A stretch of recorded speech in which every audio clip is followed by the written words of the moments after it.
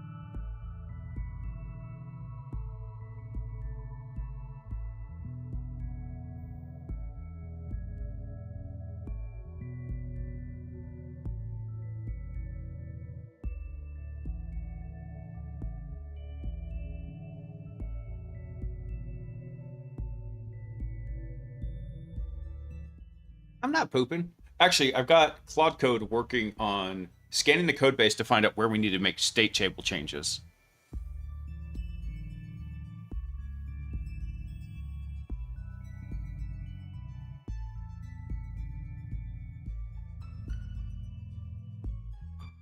All right, time to get started. Let's see. Hopefully everything works right. Let's see. Hey, there we go. Yeah, actually, it occurred to me, I'm not using Claude Code for writing any of the code, but I can go through and have it analyze the code for me. So that way it will tell me, hey, this is where all the issues are happening.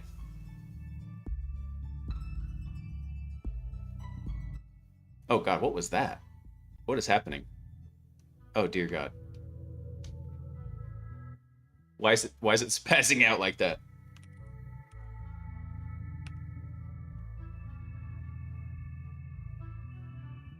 Let's see.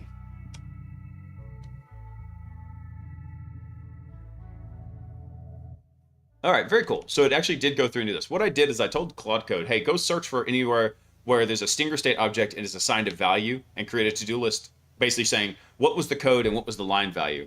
This way we can go through and try and clean this up a little bit better in here. Browser agents, this one's probably not. Actually, no, agents.py, yeah, we're going to have to go clean that one up too.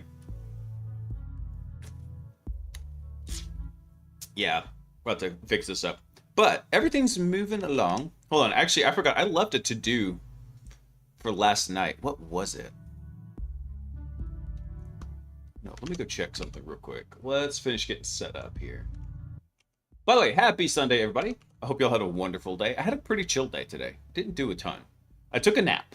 A very, very, very much needed nap to get caught up on some sleep. So I will be, hopefully, I haven't checked my sleep tracker, but hopefully a lot less beat down from it. All right, so what's our to-do here? Let's see. What? Oh God, why is it doing this? Write this to a, I don't know what, let me make sure I'm not going to overwrite something here because I already have like a to-do list in here. Okay, actually I'll just tell it to append this. There we go. Oh God, the blipping. Append this to the to-do MD file. What is going on? Just switch off that. We'll just go check it in a minute when it's done.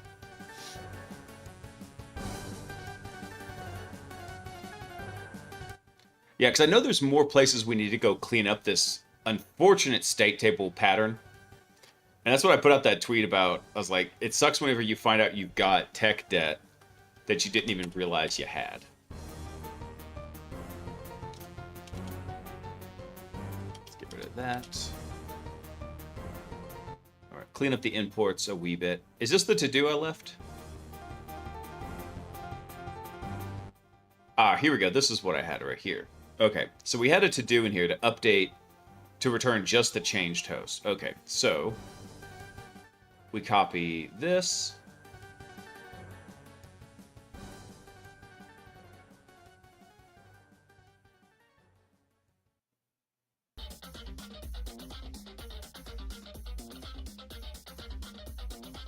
What did I do here?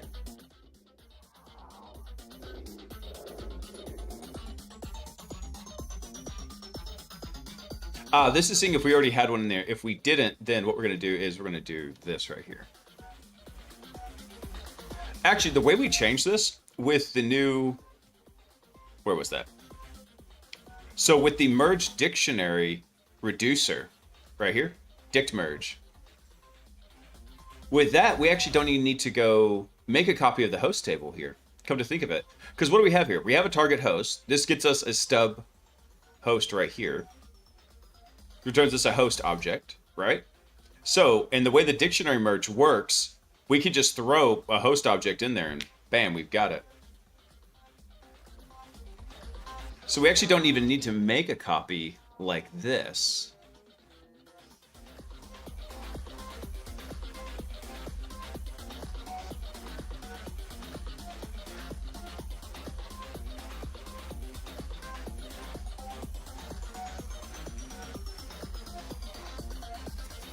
Let me see, what were we doing down here?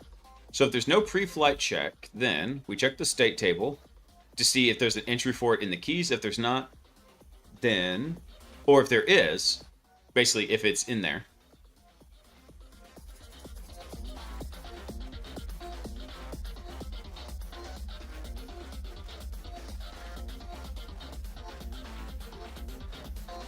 Yeah, so we say our target IP is in the host table. Wait, go back. So if the target IP is in the host table and there's no pre-flight check, then we check to make sure that the target IP actually exists here in the host table. If it does, then we append a message here, sending task to the validator for pre-flight check, and we return this stuff. Else, if we already have this, so this is the pre-flight check in here. So if it doesn't have a pre-flight check, and it exists, so this is, let's see.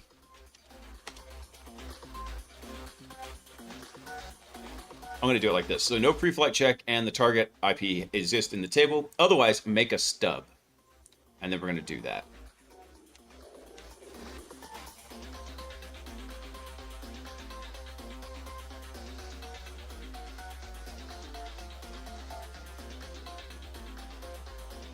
Yeah, so this one will set it to the validator. There we go. Let's make sure I'm understanding where the code execution is coming from, because I built this a while ago. I gotta remember what the flow was. Eventually, I'll have to go through and document all this stuff.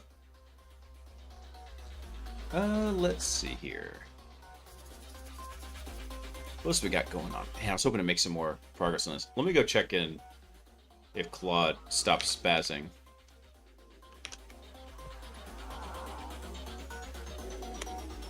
Ah! Spaz. Spaz, spaz, spaz.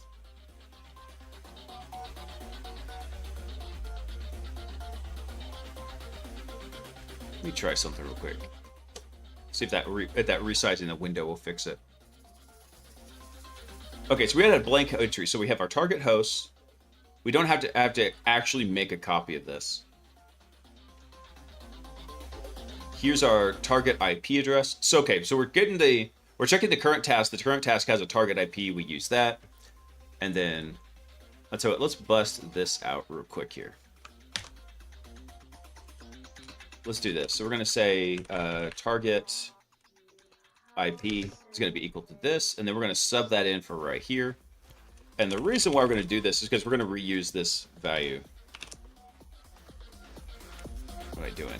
I'm hitting all the wrong buttons. Go away. So after we get the target IP address, now we've got our blank host that we've got in here. And then we're adding it to the host table, which we don't actually have to do. I think I could just take all this out. So if we take that out, then what we do is we set target host pre-flight check. Should be set to true.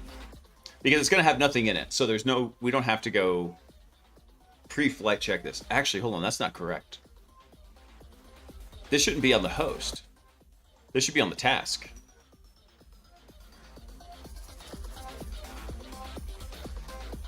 Yeah, there we go.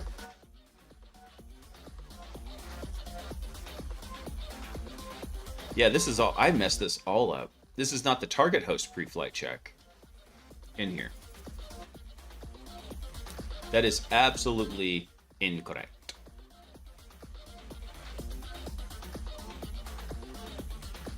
We need to set the current task here. Oh, this is gonna suck. All right, hold on. So did I already bust out the output task? I did. All right, let's see. Man, I hope I don't have to go...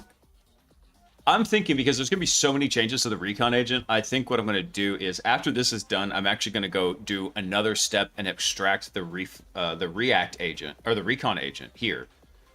We're going to extract that out into like an agent structure that's reusable, and then we're just going to figure out what we need as the placeholders, and then we'll instantiate the recon and enumeration agents into that abstraction. We'll just instantiate it. All right, let's see here.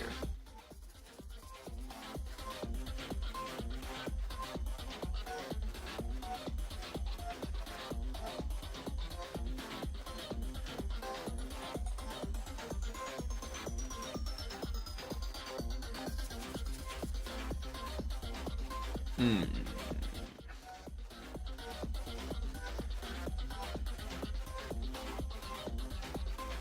Yeah, I think I want to do this slightly differently. And I hate to do this, but as I'm looking at this, I think it's going to help. And so this one right here, I'm going to change these to input like this. So instead of having, we'll have two pairs of variables. We'll have input and output.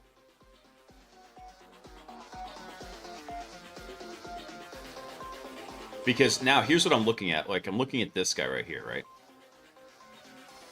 So basically looking at the current task to see, is it assigned to a recon? So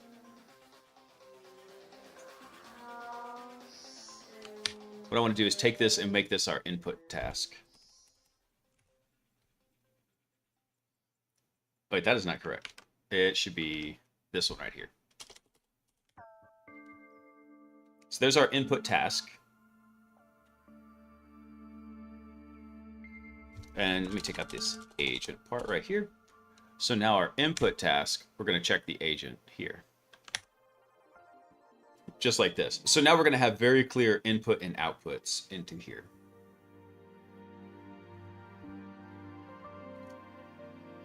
Oh, it's going to be a lot of changes to code. Damn it. Oh, well.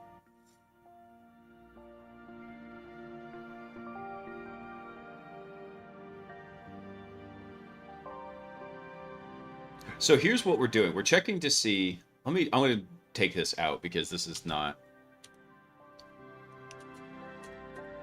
working right. So let me clean up some of the comments and some of the other code in here.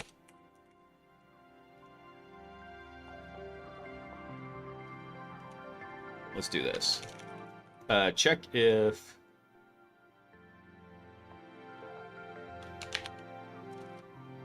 let's see. Points to a agent specific task. There we go. So we're going to check if it points to an agent specific task right here, right? So here's our recon agent. And I think I want to change this just to make it a little bit more explicit.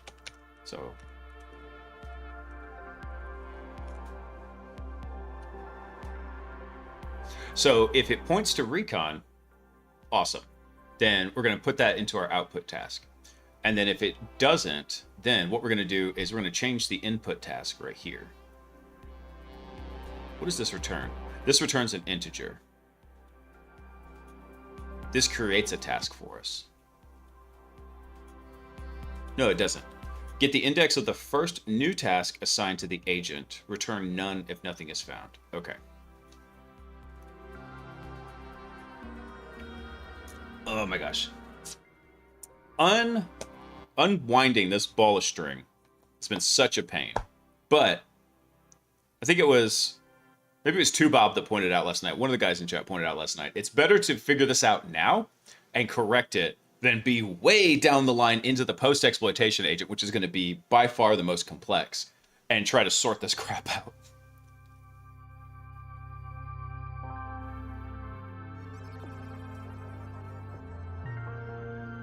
All right, so if the input task is assigned to recon, that's fine.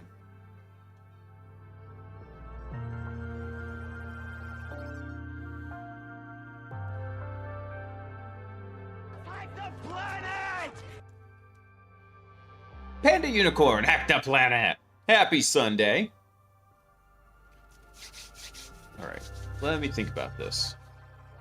Refactoring all this. Let me actually bring up the enumeration agent real quick. Let's do that. I gotta sit up. I'm breaking my back. Where's enum? Because enum and recon were essentially clones of each other, so I can use enum, which we haven't really adjusted yet, to think about how I was doing this particular workflow right here.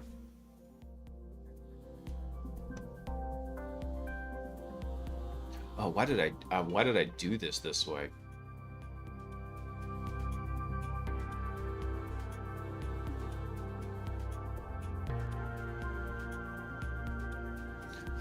Ooh.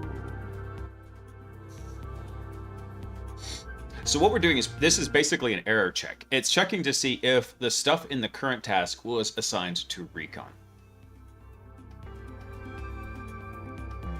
So what we do is, in the input task, we pull out whatever task is in the array pointing to the current task, right there. So we go, yank that out. And then what we want to do is, we want to check to see, is it working? Is it in recon?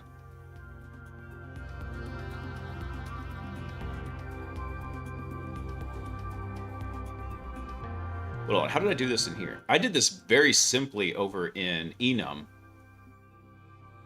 Where we just said, hey, if it's not assigned to it, then do this.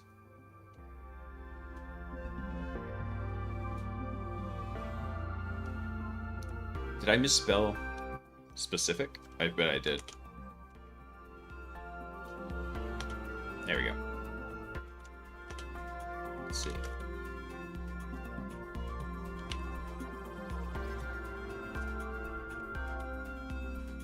Yeah, actually, I want to change this back. Let's do this. Oh, I know why I did this. I know why I did this. Because... No, actually, this is fine. If it's not assigned to it, we can do this just fine right here.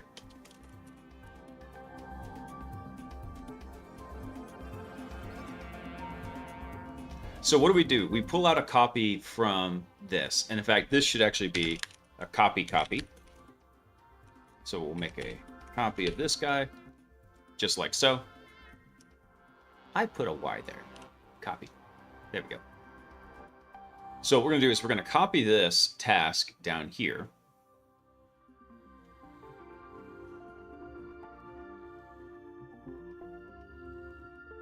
I think for the exploit agent, what we'll need to do is...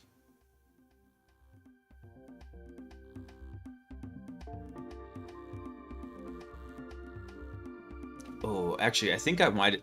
Damn it. I think what I'm going to need to do... So here's the problem. I'm still been debating back and forth between doing a shallow copy versus a deep copy.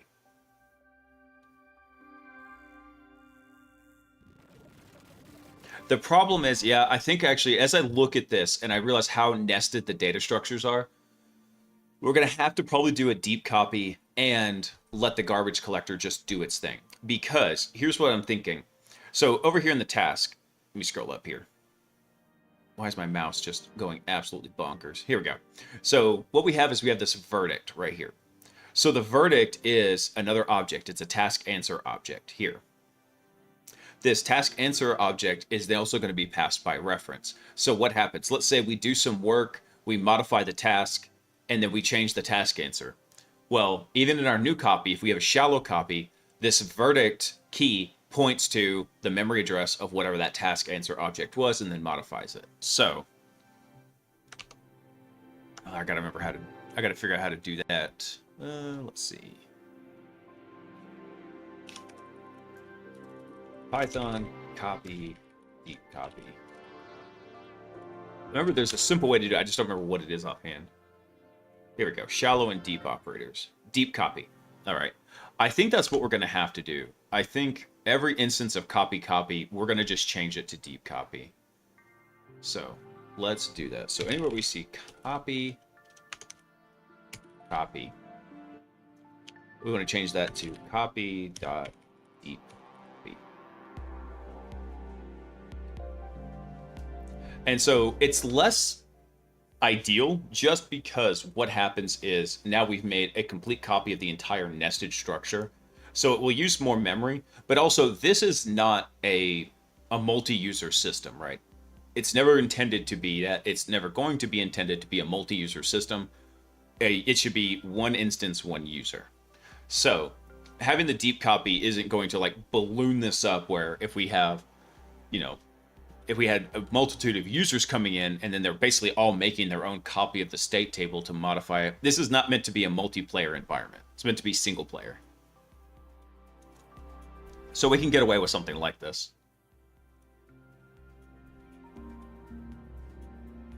Let's see. I'm gonna do this explicitly. Yeah. I want to skip that one. Place it. Replace. Okay. So we've got all those kind of cleaned up now. So what this will do is when it goes and it finds that current task in here, it's going to look at it and it will make a copy of all the sub objects as well, put them into new memory addresses, and then point this new object's memory addresses to the new copies of it. So then whenever we slot it in to replace whatever the current object is in the state table, those other ones shouldn't have any references to them. They should become abandoned and the garbage collector should clean them up.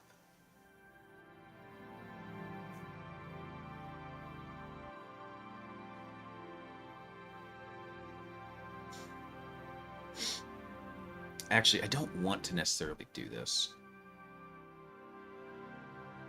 Yeah, I don't like the way this is happening. I want all, so the reason why I'm futzing over this is because I want all of these to be defined kind of in one spot right here, right? Let me take this out. All right, so if we look at this, we can't just reference the state table from this. So we go look at the current task. We say if it is not assigned to recon,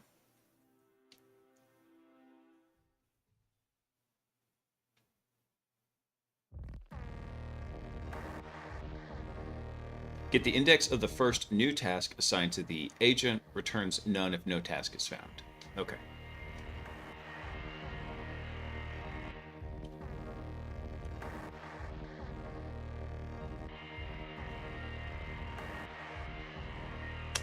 And then let's double check this. So what we'll do is we'll do another if here. We'll say if output current task is not none, then what we're going to do is we're going to say, so this means this is actually pointing to the correct output task in here.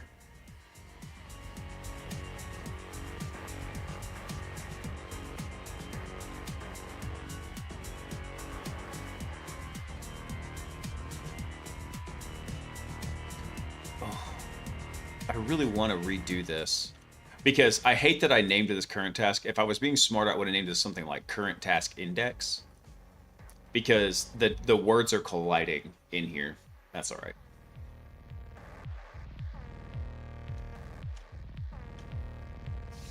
Hey, Palmer, what's up, bud?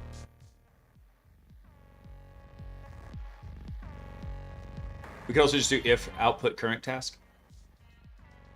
Okay.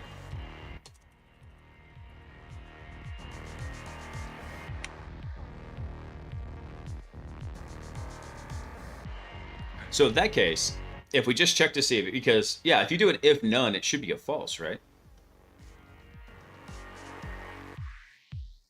Where's Python?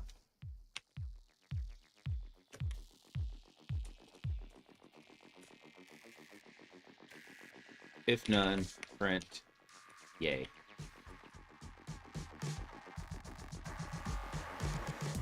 I'm saying I don't trust you. I'm just saying I want to verify for my own sanity. Boo.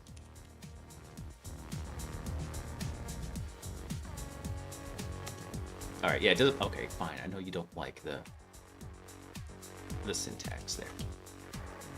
Screw it. All right, I'm willing to bet that the iffiness of that is going to become false. So, if the current output task is there, then what we'll do is we're going to say the input task is now going to be equal to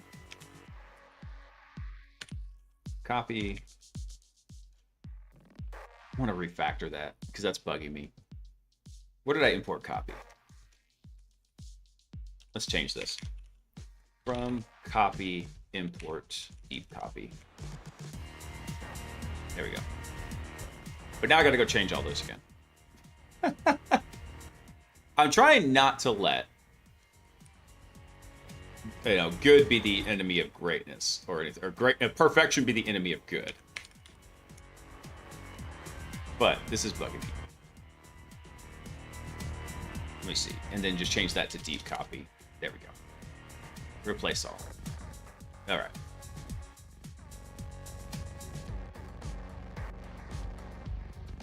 Yeah, it wants it to be on multiple lines there. I get it. I was trying to be lazy with it. Okay, so if this is correct, so if this is here, then what we're going to do is we're going to say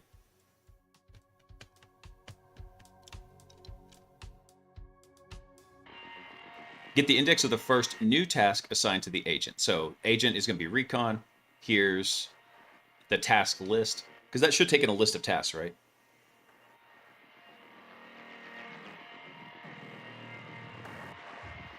I think I want to modify this real quick. Why does it say any in here? That shouldn't be an any. That should be... Okay, never mind. I thought the definition was screwed up, but no, it's just for some reason the type hints here says task could be any. It's like, no, it's literally supposed to be a list of tasks. So I hate that it's showing up like that. I thought I screwed it up. Also, in case I forgot, hey Palmer, happy Sunday, brother.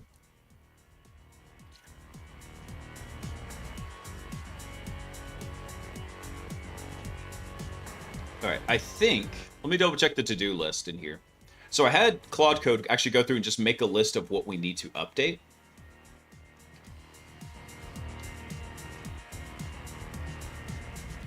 Stinger state mutation locations. Perfect. All right, so now we can go through and we can work down this list here. I'm going to move this over right about here. There we go. So we'll have a to-do list from Claude Code that actually shows where all the mutations to the state table happen, so we know where we need to go fix that. So we've got a couple in Stinger. There's none in Recon because we've been working on Recon. There's still a bunch in Enum, but that's expected. We haven't touched the enumeration agent.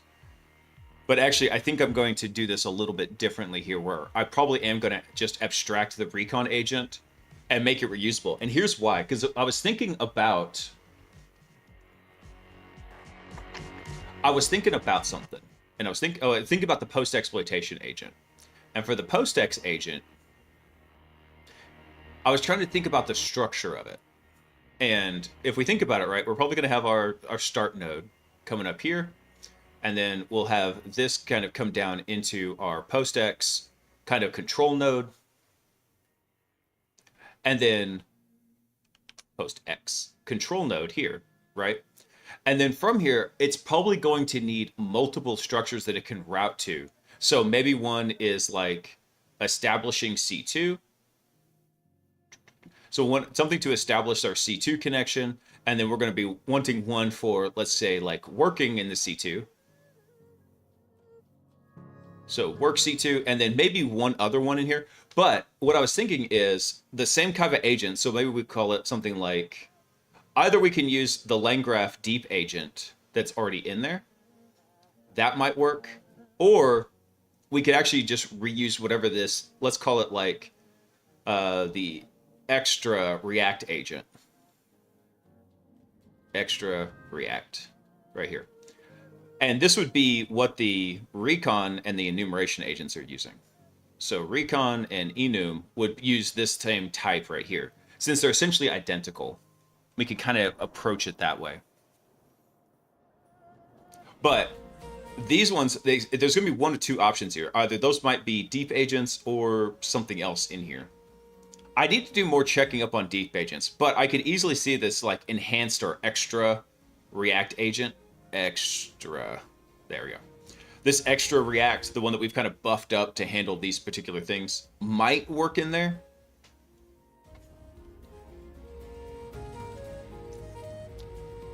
So I think that would be good. What flavor is this? I went to the vitamin shop again today. They still had Jocos for $1, so I got a bunch more. This one's Black Cherry Vanilla, which I think they used to call that one the Dax Savage. I hate that they renamed them. I loved the awesome names. There was Afterburner Orange, Sour Apple Sniper, the Dax Savage. I loved those names.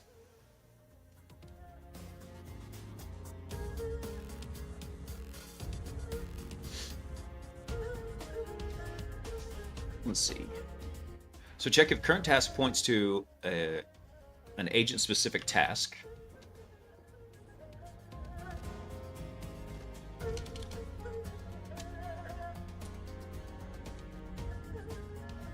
So if it's not pointing to it, then what we're going to do is we're going to update current task. And actually what we need to do is actually combine this. We need these to kind of be equal to each other here. Because then I'm actually going to check, I'm going to have the input current task now equal to the output current task. So I want these two to track with each other in here.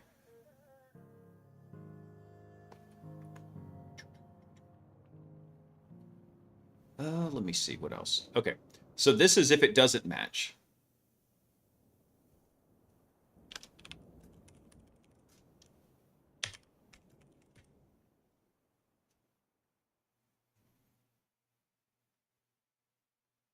Geez, what did I do with this? It's been so long since I worked on this particular flow for the error handling. But basically just making sure that we're on the correct task, that we don't trust it implicitly and try to work a task for the wrong agent. So this is the recon agent. If we're accidentally, for some reason, if the current task value in the state table points to something, let's say for the post-exploitation agent, we don't want to go working on that. And that's output for us. Here we go. Yeah, this right here. Let me try something real quick. If I refactor that. No, I don't want that. I don't know if it's going to refactor it everywhere or just in here. Because I don't know if it'll necessarily track where those are being used. I tell you what, I'm going to try it.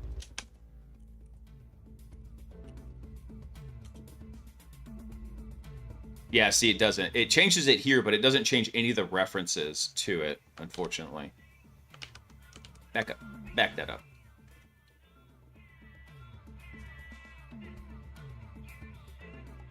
That would break everything in here.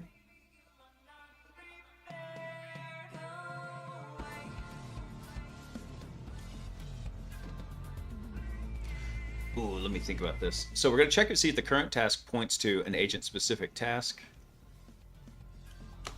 Yeah, let's map this out real quick so I can make sure I can remember exactly what I did. If not, then check for new task assigned to agent.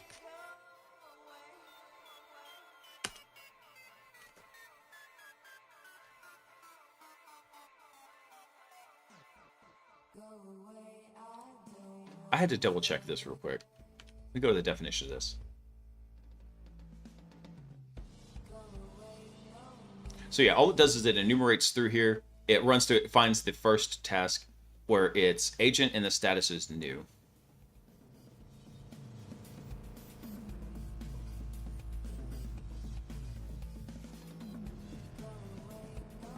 And as I think about this, we actually could have one that's already working for that agent that we haven't completed.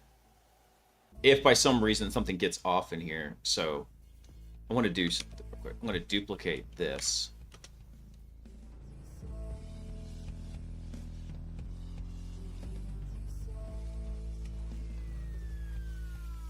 And this is going to be our get working task. And it's a very minor change. So we can check that right here. Get the first, get the index to the first working task. There we go. So we'll have two options in here. We can find out which ones are working, which ones are new. Yeah, this is what's messing me up. It's like, okay, what if it's not a new one here?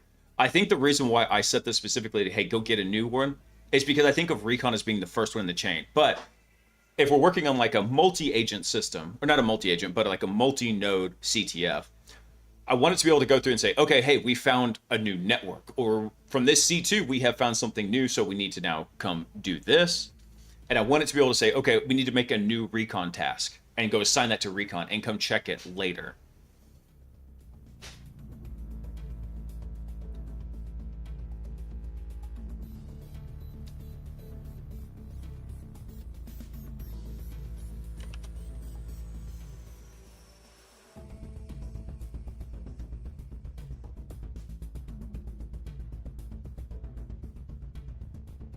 I just want to do, I don't want to do this.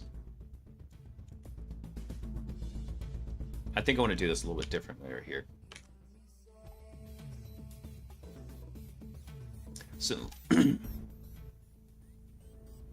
yeah, I'm going to do this. I'm going to say, this is going to be this little temporary variable right here. We'll say index here. So it's going to equal to index if index else.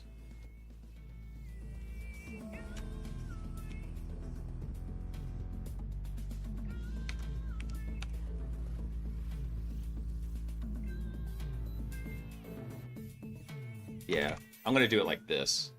I want to make it, is it optimal code? No, but I want to make it very clear what it's doing. So this is going to be get new task, get working task. Right here.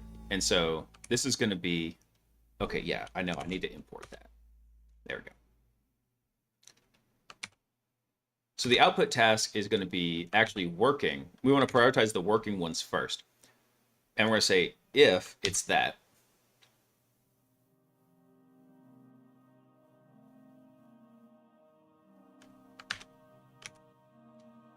And I feel like this is the wrong syntax.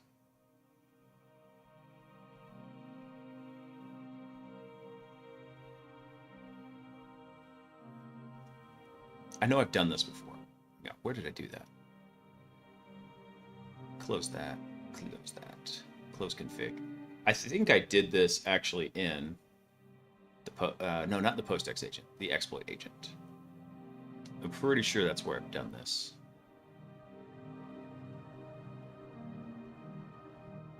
Would you stop? Just chill out. There we go. Somewhere here I did that kind of conditional assignment, and I don't remember if that was the correct syntax to it.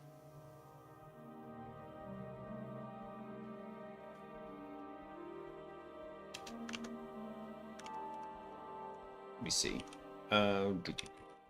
Python conditional assignment.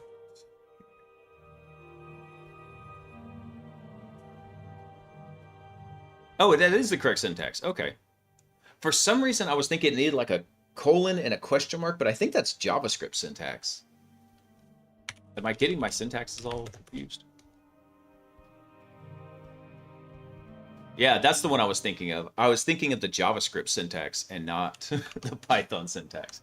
This is actually much more readable to me. So if we have a working index, then we assign that. Otherwise, we assign the index of new.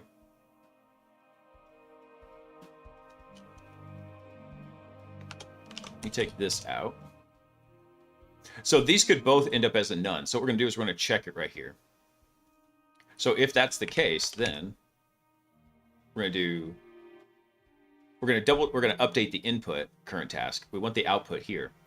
The input current task, this is going to come from a deep copy from the state table.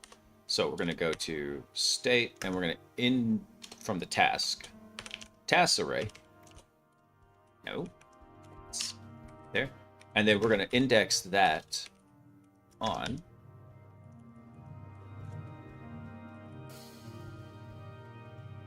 what do we want to index that on? We want to index that on the input current task.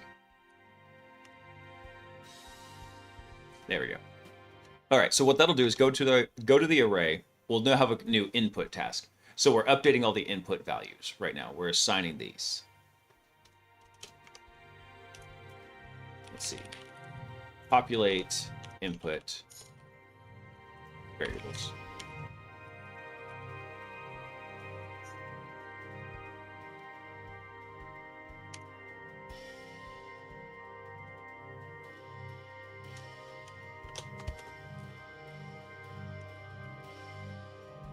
There we go. Make sure that we got this all nice and clean in here. All right. So yeah, it's going to check the task list. It's going to populate index for a new and a working. And it's going to say output for the current task will be working if there is one that's working, otherwise one that's new. And then we're going to check that value. If it's a none, or if it's not a none, then we're going to go through and we're going to update everything.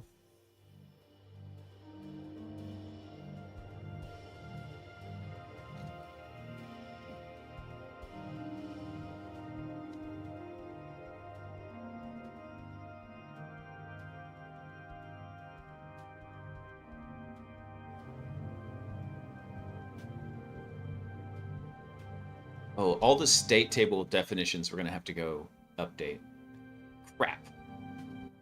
All right, that's fine. We can do this.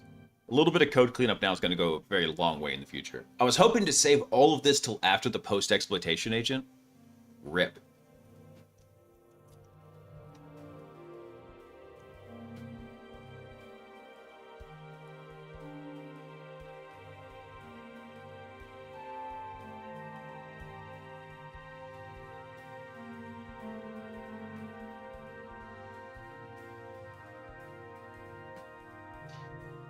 All right, so how do we want to handle this if it's not? Do we just return back to Stinker saying we don't know what to do? Let me see. Let me double check the flow of the recon graph. Here we go. Yeah, we'll just pass it over to recon handoff here. Let me leave a little bookmark right there.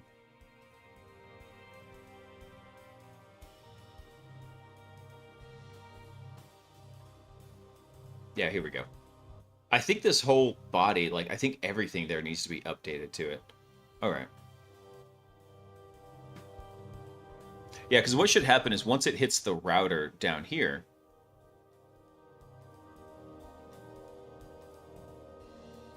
so here's where it's going to go check the pre-flight, check. If the last message is recon tool node, then it's going to go to the tool node. Otherwise, or if it's not pre-flight, it's going to return validator. Otherwise, it's going to go to handoff. So let me copy this line right here, come back up, because that's where we're eventually going to end up here. Otherwise, we're going to return a message saying no tasks were marked for execution.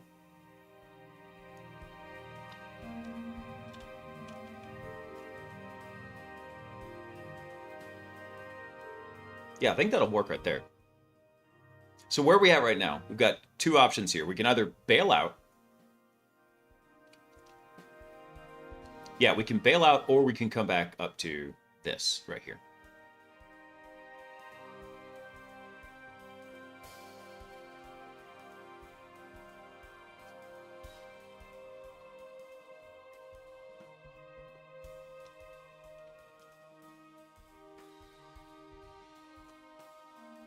I also need to populate the output task right here.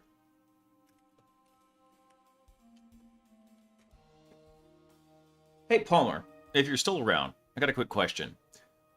So here's what I'm doing. I'm assigning the input task variable, right, as a deep copy of the task from the state table. Does it make really any kind of difference if I was to do input task is going to equal the output task, which is then going to equal the deep copy, or am I just making it more complicated for myself this way?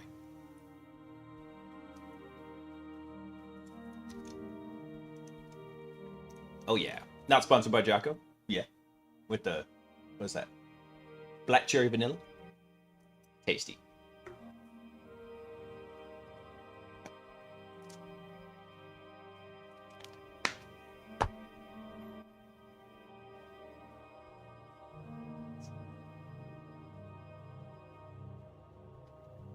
I don't think it matters. Oh, thank you.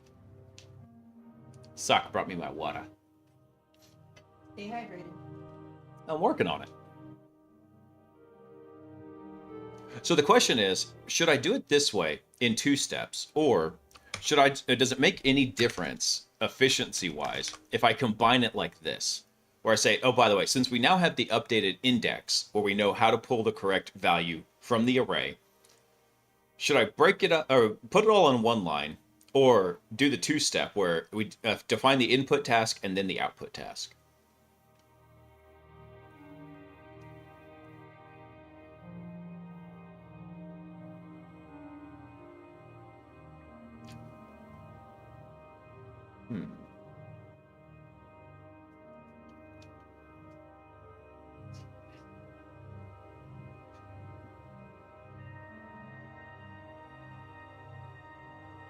The output task would just be the pointer to the... Oh, damn it, you're right. It would just be the pointer, wouldn't it?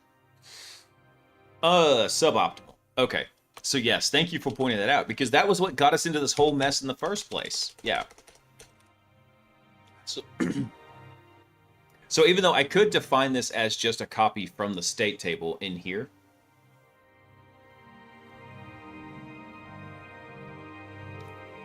In fact, I think that's fine. I don't even think I need to deep copy that because we're never going to write to it. We're going to self-enforce that we're never going to write to the input task post this definition in here.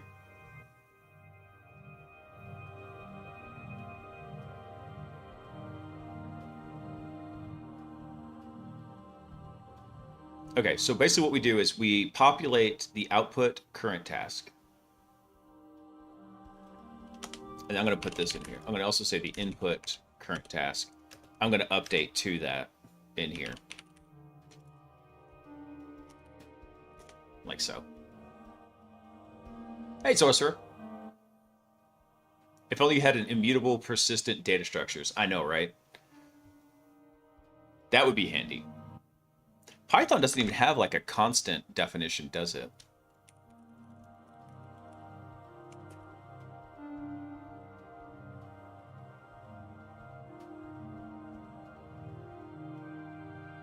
Yeah, Python doesn't enforce strict immutability syntactically. That's what I thought.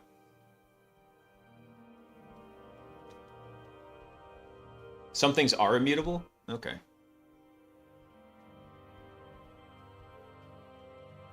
I don't know if you mean TypeScript or type safety is a lie anyways, but yeah, it could be that. I mean, we could do it if we went and we set up like some set attributes to restrict it and make it immutable in there. But even then, there's ways around that. So this is why I decided let's go with the idea of we will have copies of everything as input and output in here. The input task, this pointing to it is just fine. These could be duplicated because they're just integers, so they won't be passed by reference. However, these are objects, so they will be passed by reference. So we want the output task then, because this is what we're going to modify and ultimately return, right?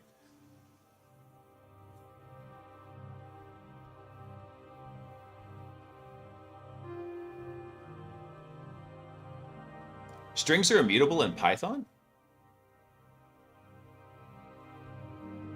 No way.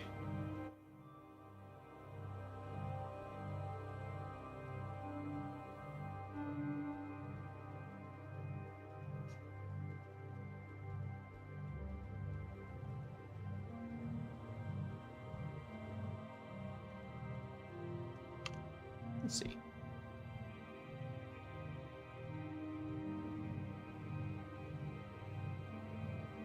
Oh, so by immutable, you mean if it changes, it gets destroyed and a new copy is created. Okay.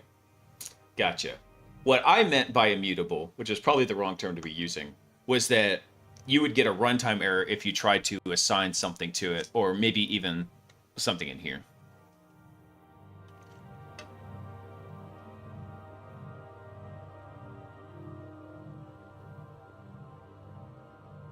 Gotcha. But this is why I decided to go with this input-output pair, value pairs in here for this very reason.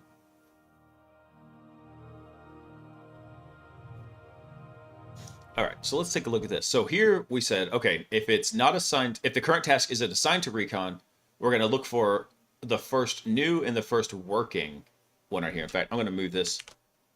Oh, not like that. There we go. It reads a little bit better this way. But we find the first working and the first new tasks that are assigned to recon from here.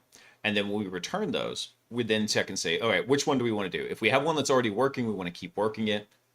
Otherwise, we want to get the new one that's assigned to output current task if it exists and it's not a none, because both of these will return a none in here if it doesn't find one. So if this passes our truthy test, then we'll go ahead and update everything. Say this is what we're actually going to be doing in here.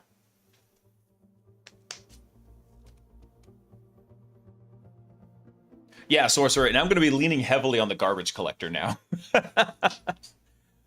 Yes, we are. Because what should happen is, over here in the state table, right? We're going to, let's say, for example, we've got a host in, where is it? So let's say we've got something in the host dictionary, right? And then we take out that, we make a copy of it, we mutate it, we adjust it, and we're doing a deep copy. So we're copying everything and its sub-values down to it. And then we go dump it in there. everything that was referenced in that original object and all of its child objects should get abandoned, which means the garbage collector then hopefully, will go clean it up and deuce it out. So I'm going to be leaning a little heavily on the garbage collector in here. This is why the constant in TypeScript is BS. It's only binding that's immutable. Oh, gotcha.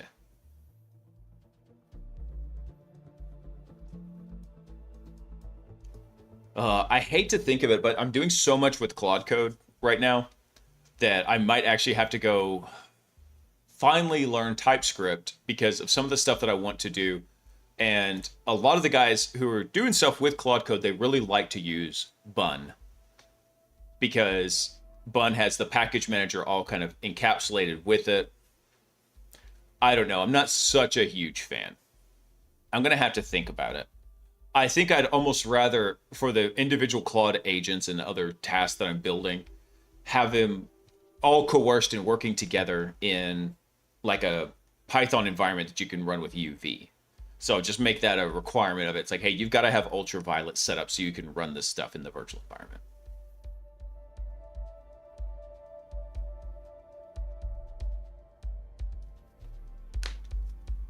Yeah, awesome. Got my Python wizards in here getting me edumacated.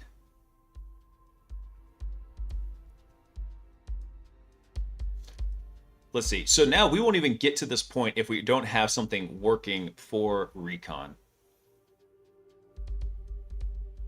So I don't know why I did this kind of redundant check in here. Let's go see.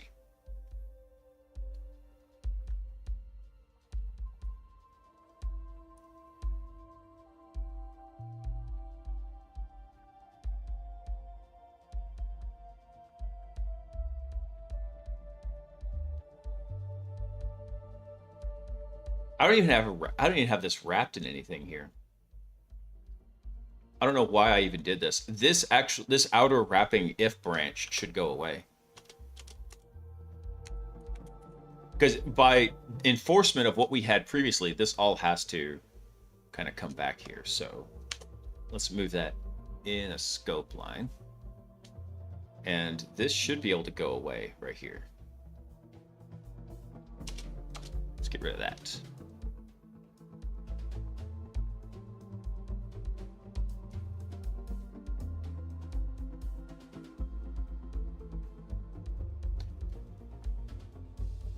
Python tuples are immutable, but only the DS itself. Oh.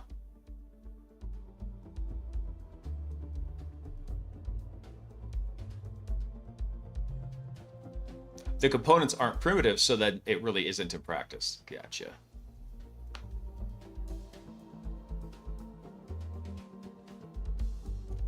Let's see. So we check if the current task points to a agent-specific task. If not, check for working a new task assigned to the agent. So if we don't find, if the current task basically doesn't point to recon,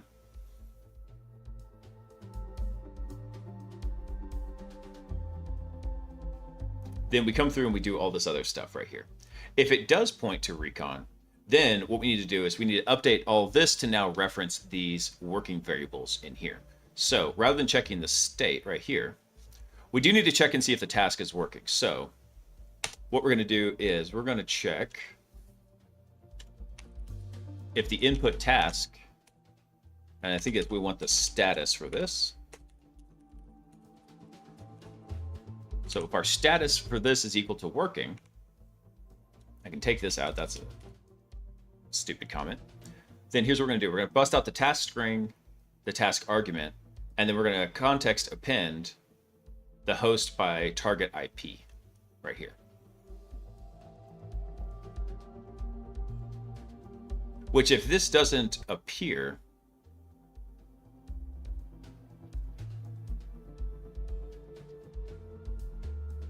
I gotta remember, how does this happen? Because if it's trying to reference something from the host table by the target IP address,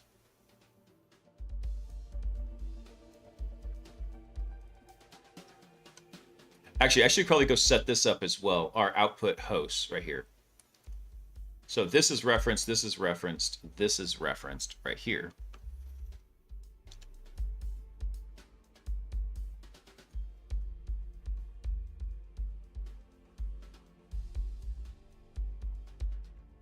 Yeah, I actually need to take this right here. Let's move this up to right here. That will be our current task.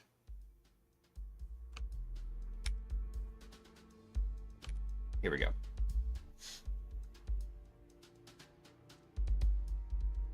Input host hasn't been defined yet, but that's okay because we haven't used it.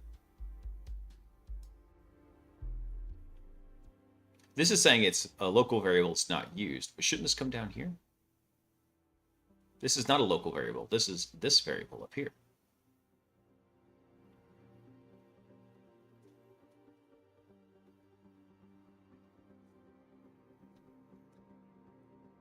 So mutable data is when the data itself can't change. Right, and that's the way I thought about it too. And I was thinking if you had something that was immutable, it should throw like a runtime error whenever you try to write to it.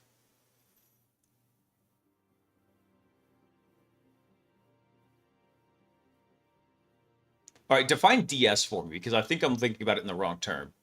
Because you said if an immutable data structures are when if you perform an operation on the DS, you get another DS semantically. Data structure. I'm an idiot.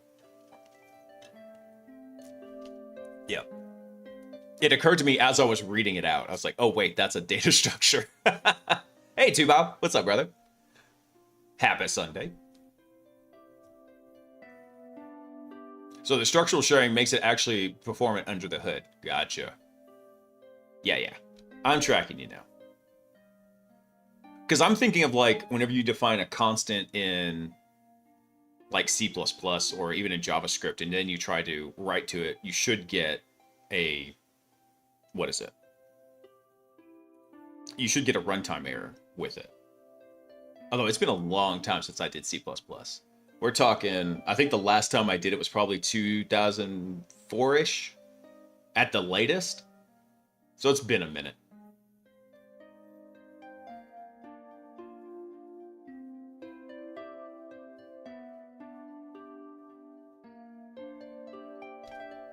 Oh wait, do I really need this? Hold on, why did I double this up?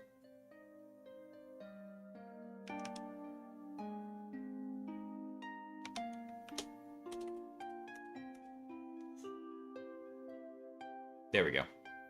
I'm an idiot. There we go. That explains why I was complaining about it. So yeah, because we define this, then we combine the two, and then we do it here. Okay, so this should be good. So now, at this point, we have a working task to work with. So I'm putting it here. Have a valid task to at this point.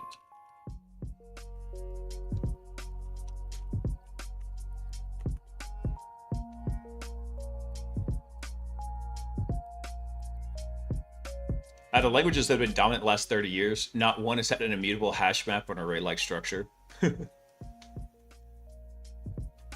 Wouldn't surprise me.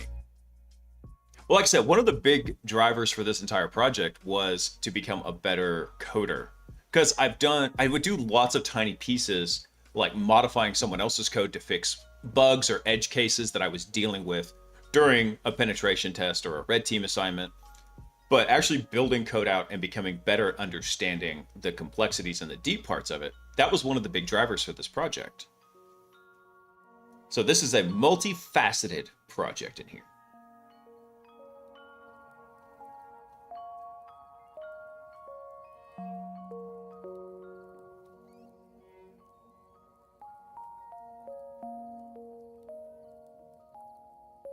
All right, this actually, we can take out this else here. We don't even need this elif statement. Because it will never be validated or new. We've already enforced the condition for it up here. So I can actually just reduce this down and get rid of it. That can go away. Because it must always be working or it must always be new. So we're going to start with working first.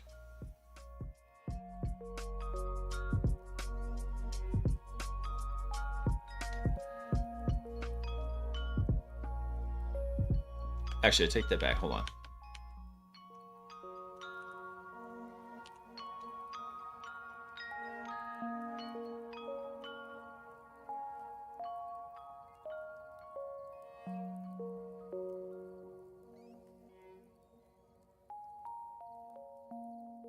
Oh, actually, I did need part of this. I need this elif statement here. I don't need this if block here anymore because we're enforcing it above this.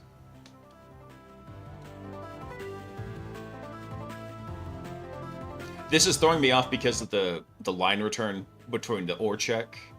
And in fact, this needs to go away right here.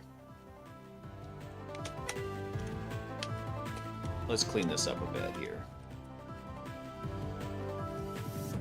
And we need to change this also from the input here. So input status, if it equals new. I'm going to refactor all of this jazz. There we go.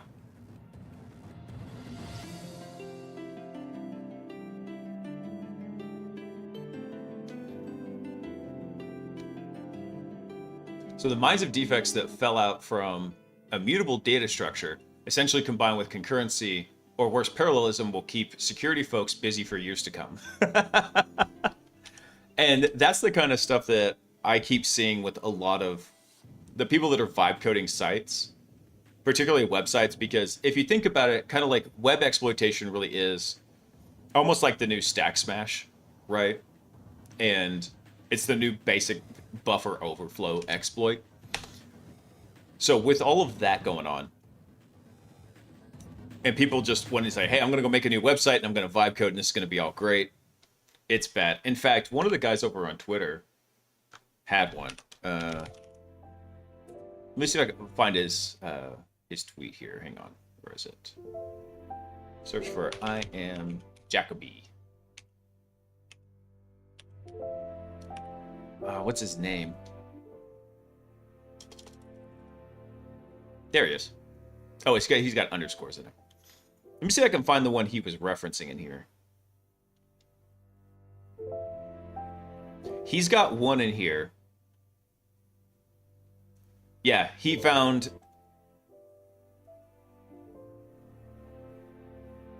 What he found in the exports basically was they used Stripe and then used a wrapper on top of it. Both keys were right in the JavaScript of the site that he was testing.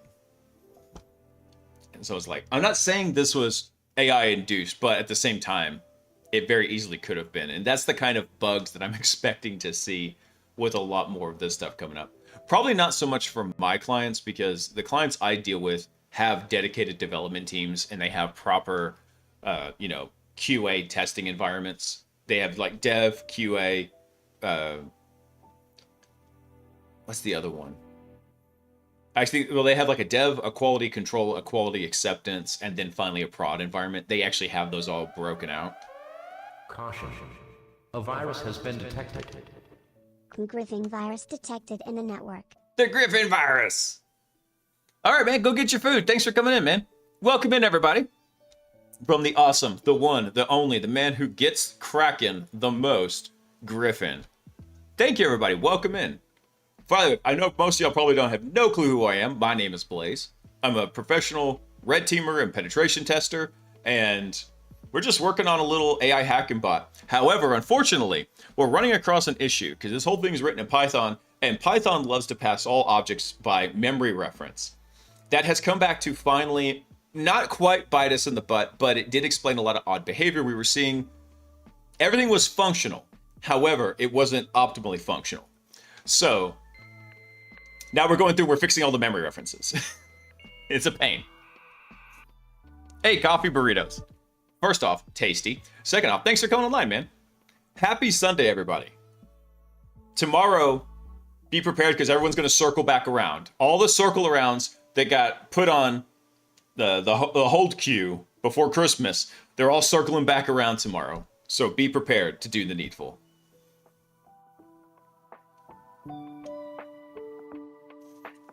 Let's see here. So the issue we're running across is we've got several nested data structures in here. And one of them is our primary state table called the Stinger state. And this has all sorts of fields to it that are nested data types in here. So like for a host or a particular task type, everything in here. So what we're doing is we're going through and we're changing it because each of these functions in our node, hey, let me give you a quick preview. This is essentially one of the agents for the workflow. each of these nodes will execute some logic, probably a language model call of some kind, except for like a tool node, which is going to execute a tool call, not a language model call. But what these are doing here is they get a copy of the state table passed to them. However, it's not a real copy, it's a memory reference. So when we instantiate this whole thing, we have a single state table, and then all of these are being passed a memory reference to the state table. So one of the changes we're having to make now is these nodes should take in a memory reference, bust out all the particular variables that they need, make copies of the objects and all the sub-objects, called a deep copy, and then we can mutate those and just return the mutations back out. I got lucky with the way it was designed in the first place because we were only mutating the state table for stuff we were going to return anyway. Now we're going through and actually implementing it properly because the LangGraph documentation wasn't quite as clear as it should have been. So we're doing that now. We're sitting here, we're cleaning up all the references as they come into these nodes, and then preparing a proper subset of data, and then these reducer functions that once it gets passed to it, it says, okay, how do I merge this into the existing data set? And we let it go. So that's what we're doing right now, is we're cleaning up all of that code so that way we'll be able to handle everything properly. And we're doing pretty good though. So here's the actual outline of everything that's working. Let me bring this down here because it's not important. This is essentially the overall workflow of it. So it's a supervisor model. Stinger is our supervising AI agent, and then we have primary agents here to handle different tasks. We have recon, enumeration, and then exploitation. These three are functional right now. We're just cleaning up the code and how they handle those state interactions. And we're getting ready, after that's done, to work on primary agent number 4, which is our post-exploitation agent. This is going to handle taking an exploit found by the exploit agent, upgrade it to a full command and control payload, and then handle all future interactions with that host. So that is what we're currently working on. That's what we're going to get ready to work on after we go clean up all of this junk that has bitten me in the kabooty.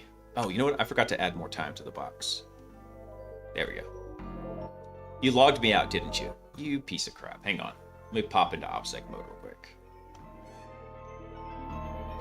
Yeah, I know you logged me out because you're a little bastard. It always wants to log me out right in the middle of the stream. Okay, there we go.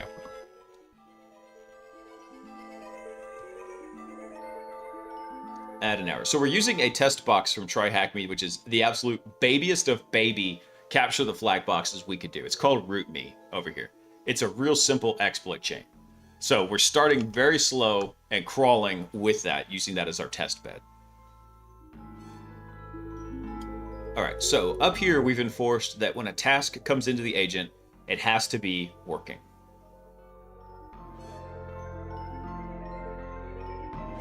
So one other thing we need to do is, for this task, we need to see if we already have... Let me check something in the Python real quick here. Let's do... Actually, hold on. I think I already had one defined up here. Did I? I did not. Let me define something real quick. Let me build a dictionary real fast. We'll call this A1, and then we'll do B2, just like this. Let me build out a dictionary real quick here. And then let me check something quick. So if I reference C out of this, we should get a runtime error. Yeah, key error for C. Okay. And that's fine, because what I want to do is I'm going to wrap this as a key error right around here. Because we got this happening here, where we don't know if we've actually got it. So what we're going to do is we're going to put a try in here real quick. We're going to try this, and then what we're going to do is we're going to, if we get a key error right here, then what we're going to do is we're going to go get a stub host out of here.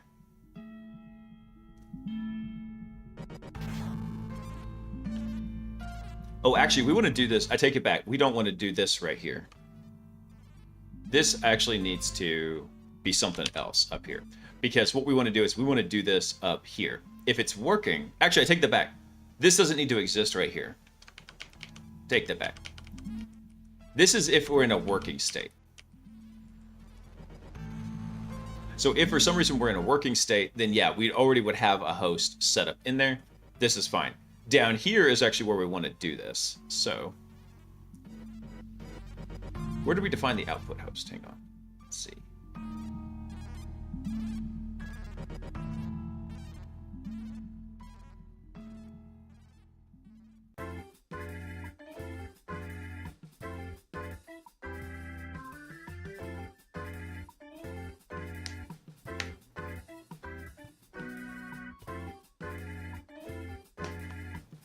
I think I've really over-engineered all these paths in here. Because up here, we're already checking to see, do we have a valid...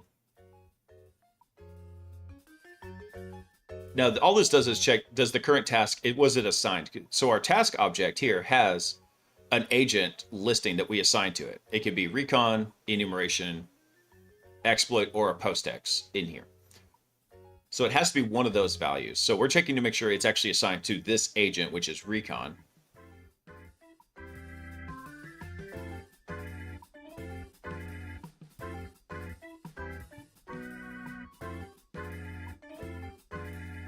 Yeah, I'm going to leave this as is, because this is just going to set up the task for us, and then we can work on it. So if it's working, boom, then we can just do this part here. If it's new, then we can do this part. In fact, we can even take out this elif statement and just make this an else statement right here, because it can only exist in two possible states once it gets to this point in the code structure. In fact, the chances are more likely that this is actually not going to happen. It actually makes more sense to drop this up here and make this new.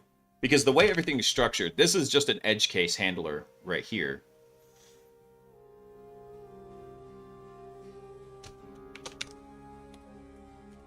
So once it gets down to the else block here, it should be everything here. Let me scoot this over. There we go. So the chances are more likely it's going to be a new task once it comes into the agent, because it should be working it. There's a very little chance that it's actually going to come in as a working agent or a working task. So it makes more sense to work on it this way. Ooh, I hit a button. What'd I hit? Fan of Star Wars, my man. Welcome. Thank you for coming online, and may the Force be with you.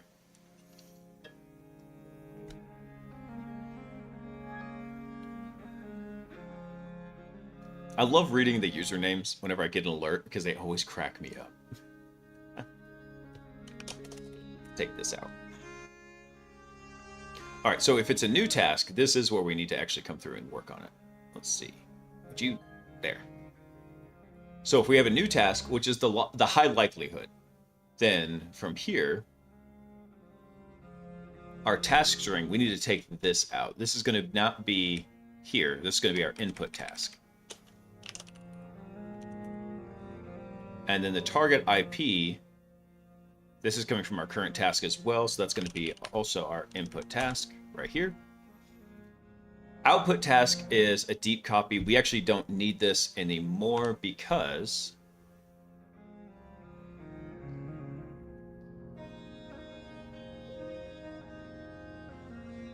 actually, I take that back. This only executes if it's not in recon. So let me double check this. So if the task is not assigned to recon, we attempt to find a task that can work for recon here.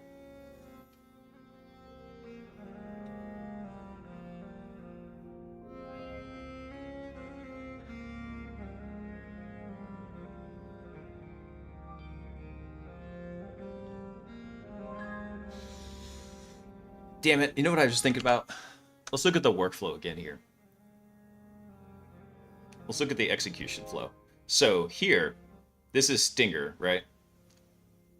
So what happens? Our user sends input, the initializer handles it, turns it into a series of tasks, and then the Stinger agent right now does not do anything. It literally just handles it in code. It doesn't have any language model calls to it. And then it should pass it down to the correct agent right here. If that task is not assigned to recon, it literally should just instantly bail out and not worry about it, now that I think about it. Because that means Stinger has screwed up in some way. It's Stinger's job to go fix it. So I got to think about it how this was written. All of this stuff was written before I was thinking about the overarching execution flow. So instead, I think what we need to do is probably strip some of this out right here.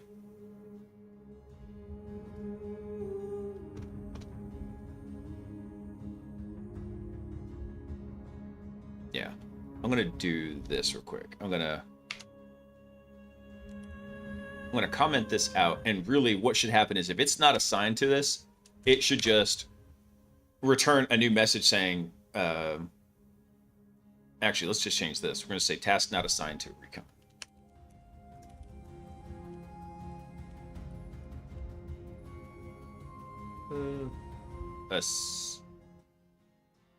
Assigned. Did I spell that right? I did not.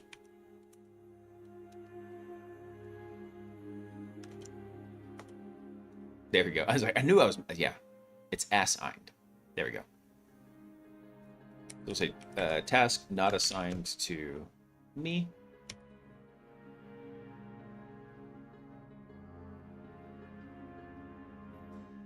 Passing to Stinger. So that way Stinger should then go pick it up and basically do an analysis like, hey, how did I screw this up?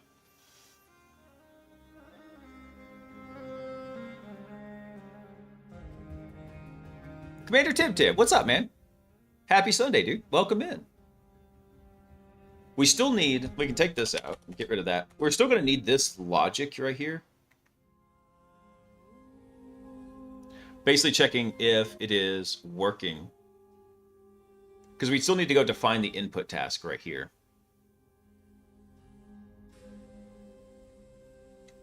What about Tib?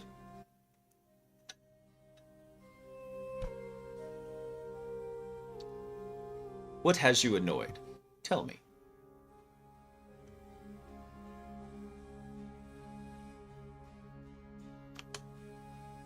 Let me bring this out a scope line, and then let's uncomment all of this. So we can take this out. We don't need index of working or new. That can go away.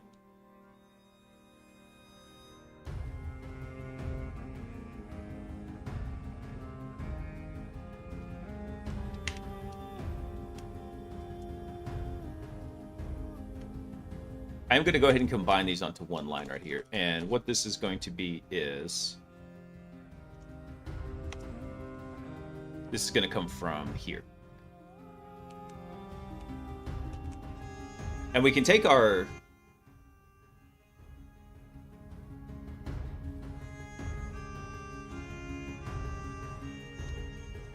oh wait, yeah, I'm an idiot. There we go. Because I forgot, we already pulled that out up here for the input task.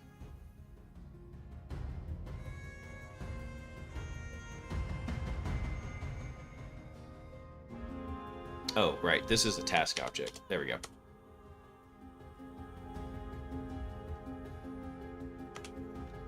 And then we don't need to double check this part either. We can just have these absolutely execute. So let's bring those down.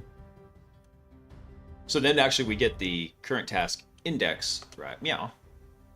Then we mess this up. My script's got more bugs than a fly trap. I'm right there with you, Commander Tib.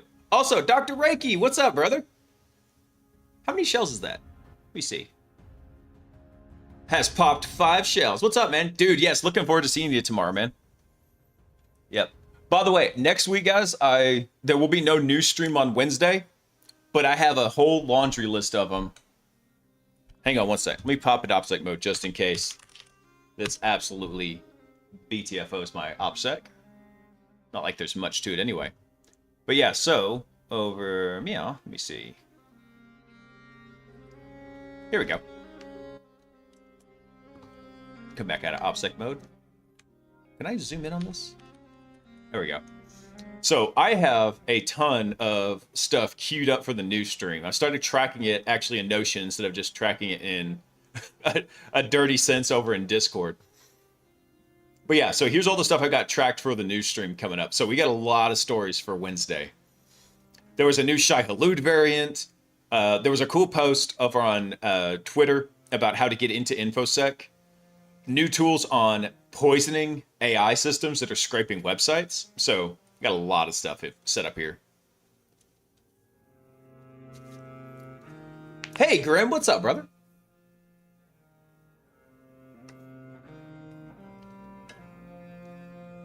Happy Sunday to everybody. Do you happen to know Lua? I'm actually, unfortunately, not very familiar with Lua. Tib. It's been on my to-do list because eventually I wanted to go start tinkering with NeoVim because I guess I've just been watching Primeagen too much, and if I remember right, I think NeoVim's stuff, the plugins, NeoVim plugin language. I'm pretty sure those are all written in Lua. Yeah, those are all written in Lua, and I'm pretty sure that. What are those? In-map scripts. I'm pretty sure the in-map scripts are written in Lua as well. Yeah, so even though I don't really need to write in-map scripts, it would be beneficial to learn how to use Lua a bit better.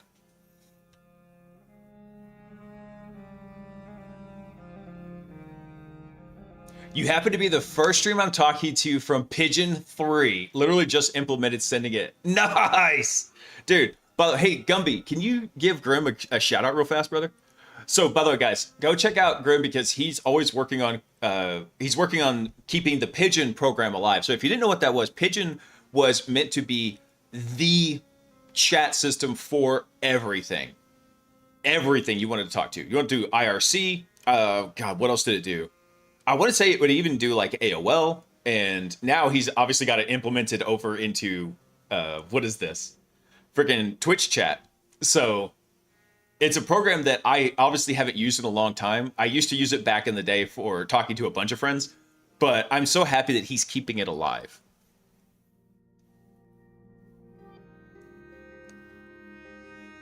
Oh, you haven't been streaming? I was thinking I hadn't seen you online very much, man.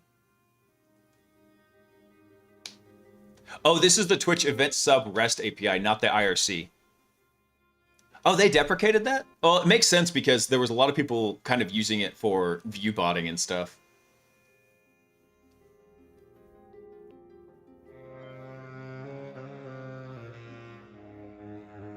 Let's see. Yeah, InMap and NeoVim do use Lua. Yeah, that's what I thought. So.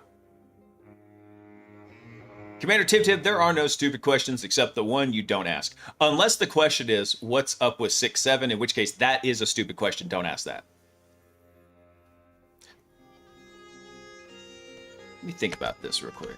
That's awesome, though, that you got that working on Pigeon, bro. That is so cool.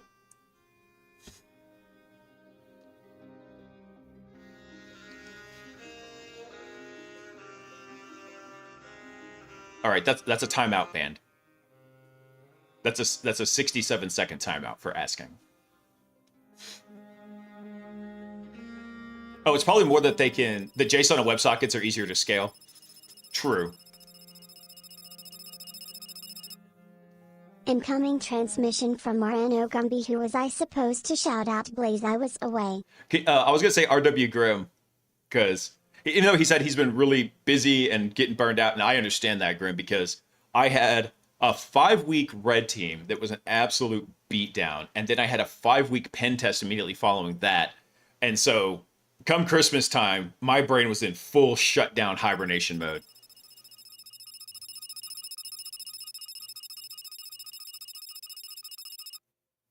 Incoming transmission from Moreno Gumby. I got you. Thanks, Boo.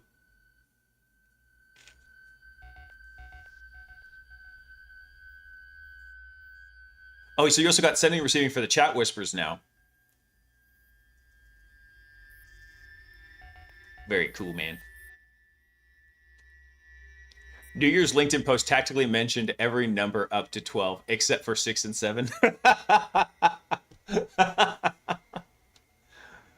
Oh, too funny. That's all right. I don't give people too much harshness for the 6-7 meme because I too was once young and dumb. Now I'm just old and dumb.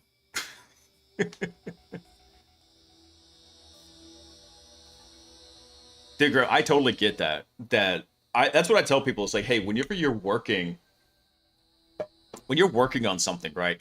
Think of it like a tachometer, right, in your car, right? So you got your tach right here, and then from that, you've got all your little hash marks, right? But eventually you get to the red line up here where, hey, you're running in the danger zone. So if you're constantly running in this zone, you can keep going, but you're not getting much done. Incoming transmission from Moreno Gumby. Can you change this song? My ears are whistling. Change the song. I got you, man. There you go. More chill songs. So what I was saying, like, if you think about the pace at which you're running things, like a tachometer in your car tells you how many RPMs you're doing. That's the actual unit of how hard your engine's working, right? If you're running down here, you can hold that for a very long time, but you're not getting much done. However, on the flip side, if you're holding it up here, your engine's getting close to burnout. You're going to wear yourself out. So the goal you're trying to shoot for is something right around here, with the ability to boost up to here or even down into the red area for a short amount of time. But if you're just constantly holding it here in the red, you're going to burn yourself out. And that's kind of how it was for me for for those last 10 weeks leading up to Christmas. And so, yeah, I totally get that. That's the way I explain it to people. And once they start thinking about, like, in terms of an engine, it makes a lot more sense. All right, let's see here. So with this, basically what we're going to do is we're going to punt this back. If this task that it sends out isn't actually assigned to Recon, we're going to say, hey, Stinger, you screwed up. Task is not assigned to me. Boom. There we go. So then after that, then we should be able to go through and assume that everything actually is working for Recon. Actually, let's do...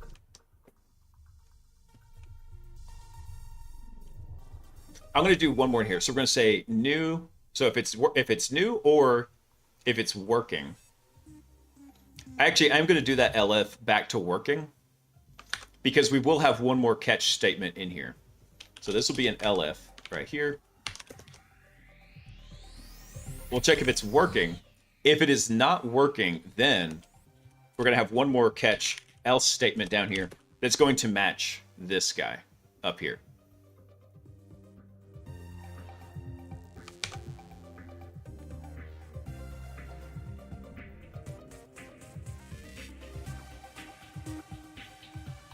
Do I want to do that? Actually, no. Let me back that out. Because I want, when we get to this point, there's no doubt that we're working with something that is an actual proper task that needs to get done. So we're going to combine all this up here. So we're going to say...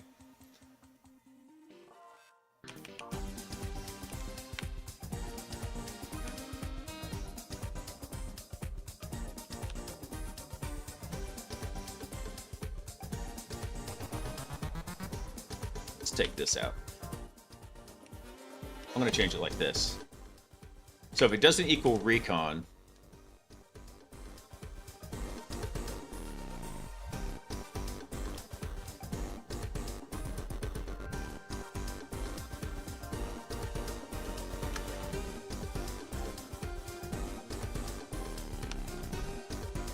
let me think about how I need to structure this. Or let's do one more in here. We're going to say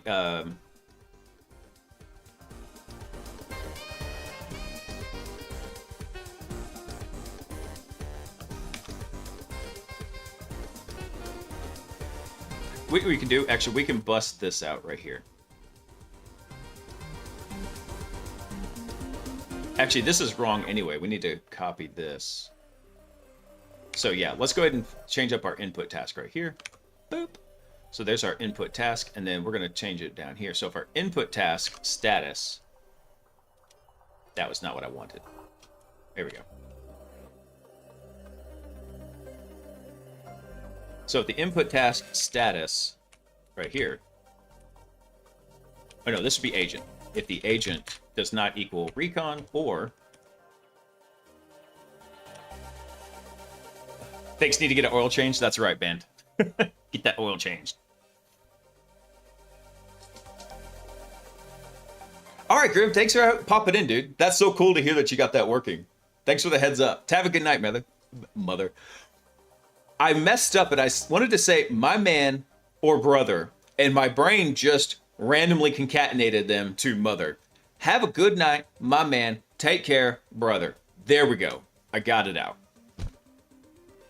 Brain getting ahead of my, yeah, mother trucker. Hey, Peaches. Peaches like, you sound stressed. Let me check on you.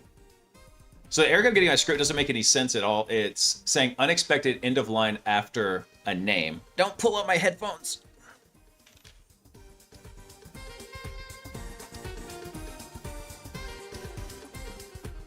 Let's see. So it's saying an unexpected end of line? I'm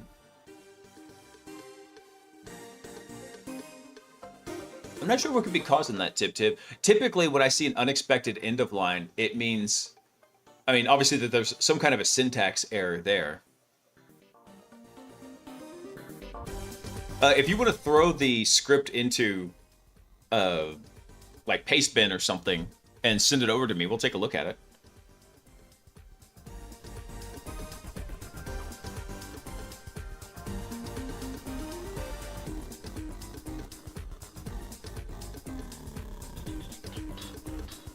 Yeah, you can drop links in chat. That's fine. People, like, I always teach people, though, if you go drop, like, a phishing link or something in chat, I'm just going to, you know, tear it up.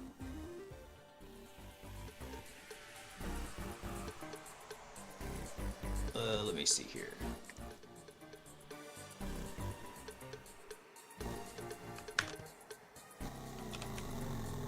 Let's take a look at it real quick. So you're saying the error's coming in from 220. Let's see what we got here. So you're going to run startup clear loop. That is weird. Why would it say that there's unexpected end of line here?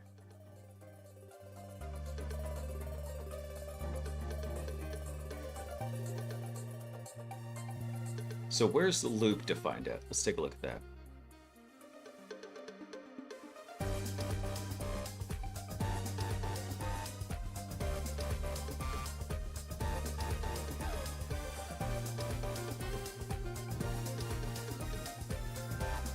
Oh, there we go. Look at the eagle eyes on band. Yeah. See that, Tip? You're calling a lowercase l loop function. Yeah, and this should be capital loop right here.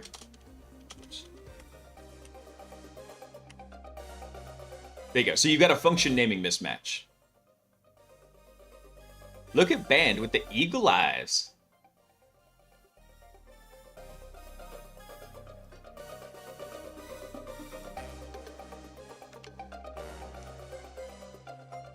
Let's see. All right, I need to check one more thing here, which is the input task. Right here. But we're going to check the status instead. So at the status,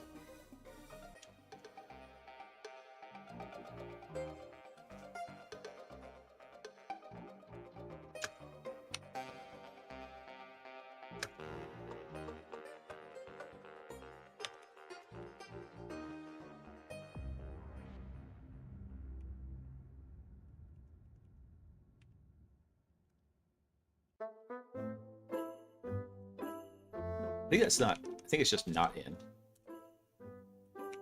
Yeah, not in. Here we go.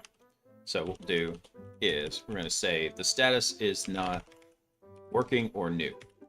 I think that should work right here. So what this should say is, hey, we're going to check and make sure it's assigned to the recon agent. So if it's not assigned to recon, or if the input status is not in working or new in this list, then it should say, hey, this isn't assigned to me. I think that should work. What happens when you're a coder and you run every kind of dumb error under the sun?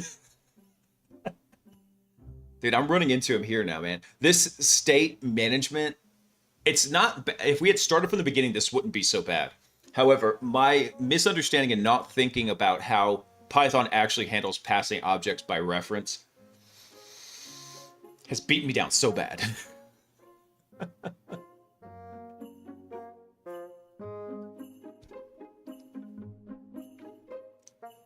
The voices in my head keep begging me to stay. Stay, Gumby. Stay with us. Join us, Gumby, forever and ever.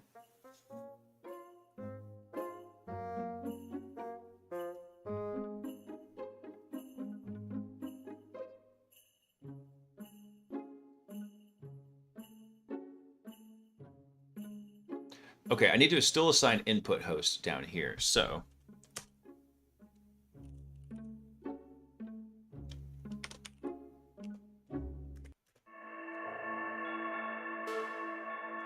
In fact, I do actually take that back. Before I do that, I want to refactor this one right here.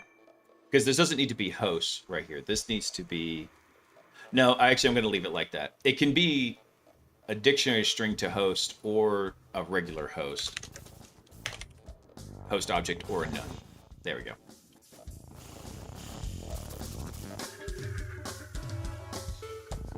Your Python's improved quite a bit, though, it seems. I've been rusty while I've been stuck since I've written any Python.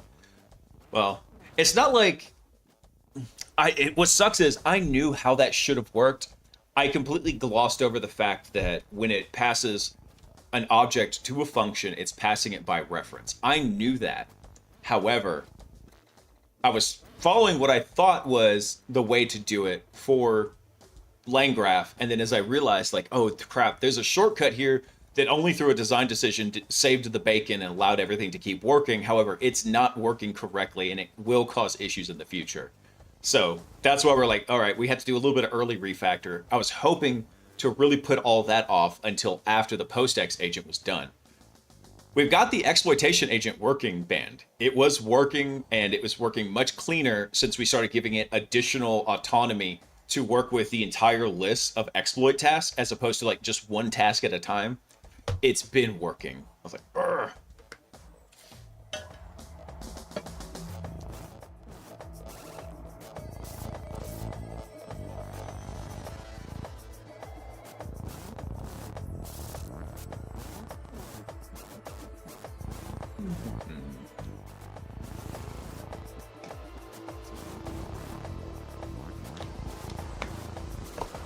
So we set our output current task to our input current task, and then what we need to do is we need to set our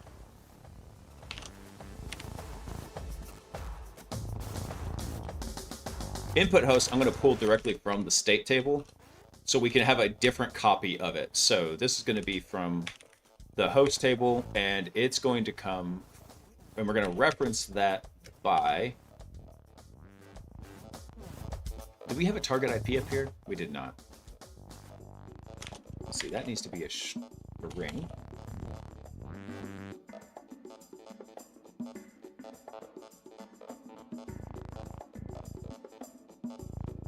I want to do this.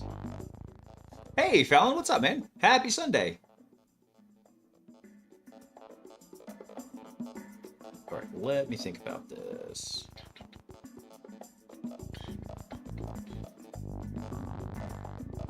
So for the host, what I need is I'm going to need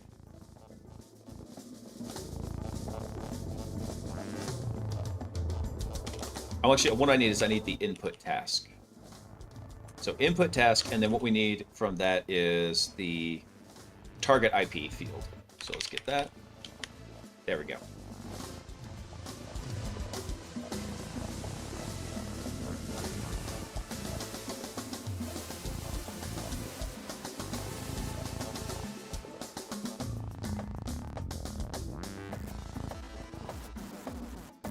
That's not correct. Hold on, where's input task get defined? Yeah, it gets defined right here. So we can actually take this out. That should just be a task now. And same thing with this. We don't need to specify that could be a none because we're hard coding it here in the beginning and what it's going to be. So that's an integer, that's a task, and then that got rid of the type check error. All right, cool. So there's our input hosts, input tasks, and then our output task. There we go, which is a deep copy of the state table right there. Boom. Caution. A virus has been detected. Hey, it's Tyler. Hack_smarter virus detected in the network. Welcome in, all you hack smarter raiders. Counterpoint, you should hack smarter and harder. So, welcome in, everybody. Happy Sunday. I hope you are all ready to circle back around to all those messages that stopped post-Christmas, and now everyone's gonna be like, oh, time to circle back around finally, 3 weeks later. Welcome in, everyone.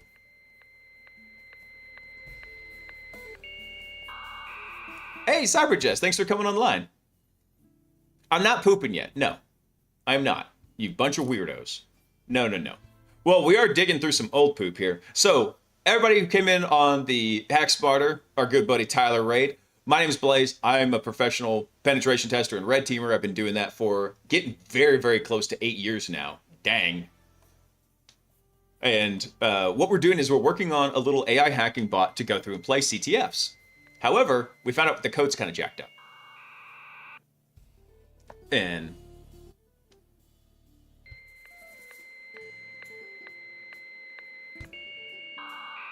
I love the dial-up sound. That's the sound of my youth. So, let's see. Daw and Cryptic, thank y'all for coming online. Welcome in. So yeah, this is what we're working on right now. And it's been pretty fun. These 3 agents are operational and working. So we have Stinger, who's our supervisor, and then we have Recon, Enumeration, and Exploit. We were getting ready to work on the post-exploitation agent. This was going to be the biggest hurdle we're going to have to overcome, because Exploit's job is to find a way to get code execution on the box, and then post-ex is going to be upgrading it to a C2 connection, and then handling all future interactions with that host.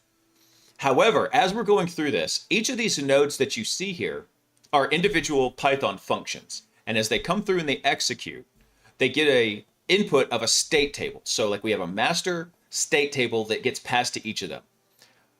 What I fail to remember, though, is in Python, when you pass an object to a function, it passes it by memory. It doesn't make a copy of it and pass that data into it. It passes in a memory address that says, oh, that data lives over here. So then if we modify that state table inside those functions, we're modifying the master copy instead of making changes and then just returning whatever the updates need to be. So it worked, however, just because of a design decision that we had set up in here, but it's not working well.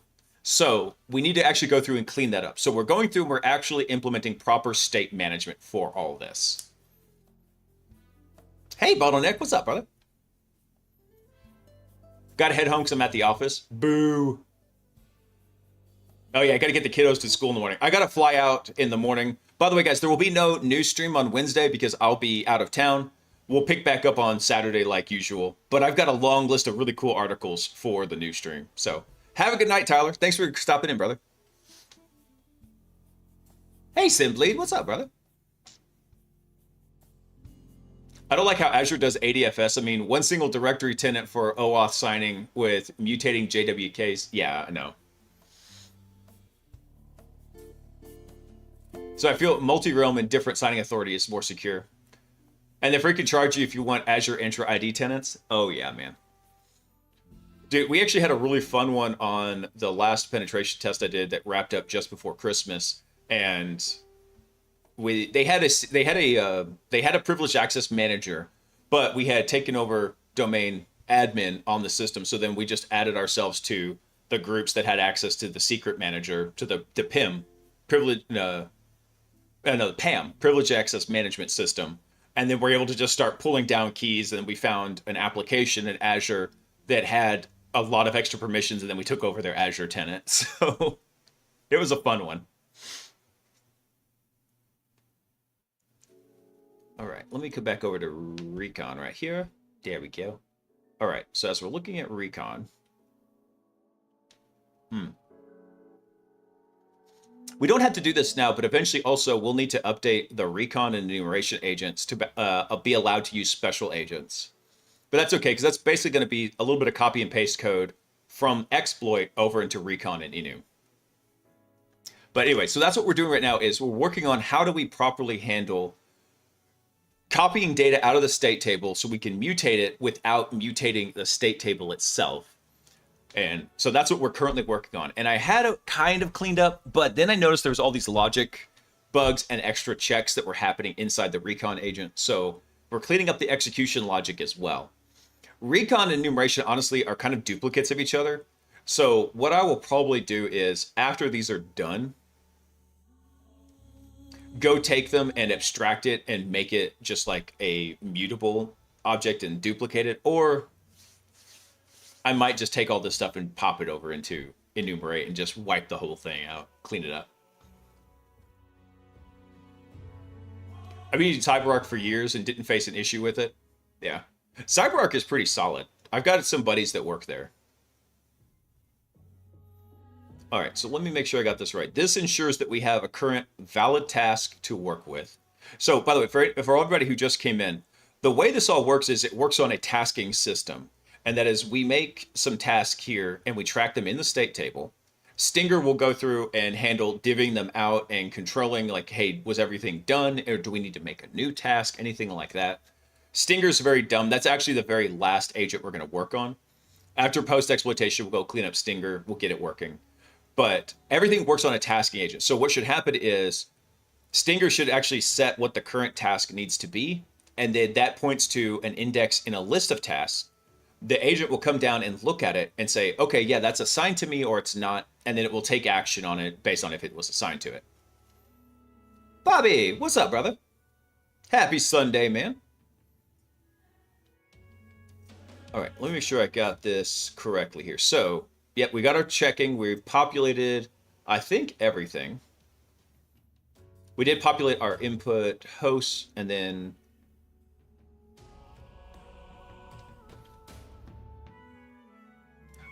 But where do we populate output hosts? Hang on. If it's new, here's where we populate it. Oh, I do need to update that. Yes, I do need to update that. Okay.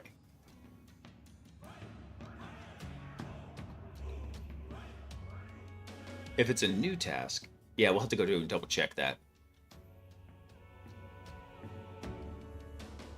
Almost look like Dr. Oz. But, YRD, thanks for coming online, man. Yards.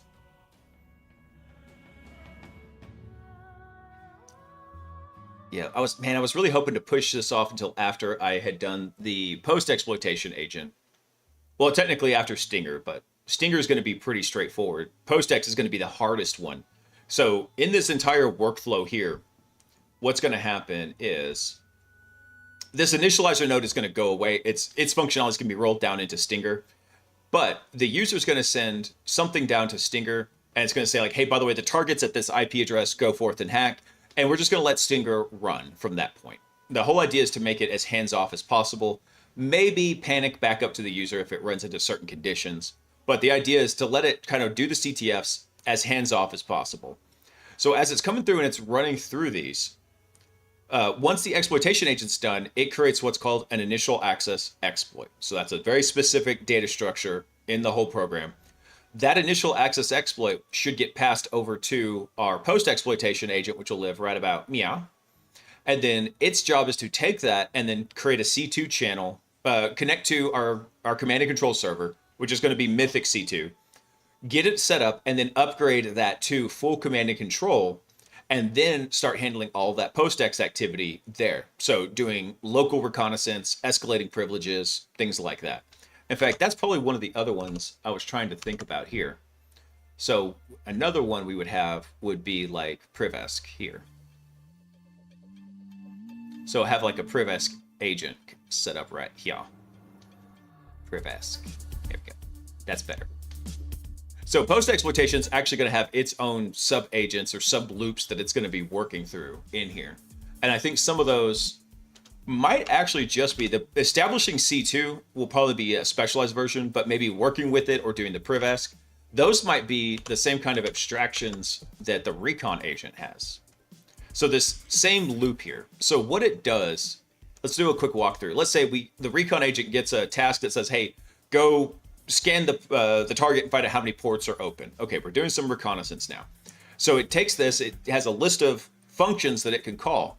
And it says, okay, cool, I'm going to call the nmap function. Great. So the tool node comes down, says, all right, I'm going to run the nmap scan. I'm going to send that output down to this formatter so it gets stored in the state table. It comes down and gets stored, and then we update whatever hosts we need to appropriately. So whatever data came out of the formatter, we update our hosts and basically are the tracking variables. And then the validator comes through and says, okay, so with the information we collected, could we successfully mark this task as completed? Did we answer a question? Did we find something that we need? And if not, it'll no matter what, it's going to pass it over to the recon agent. And the recon agent can say, yeah, we're done. We're good. We're going to pass it back over to Stinger. Or it's say, hey, this didn't get us the information we want. Let's run another tool. And it can run through this loop until it answers the question.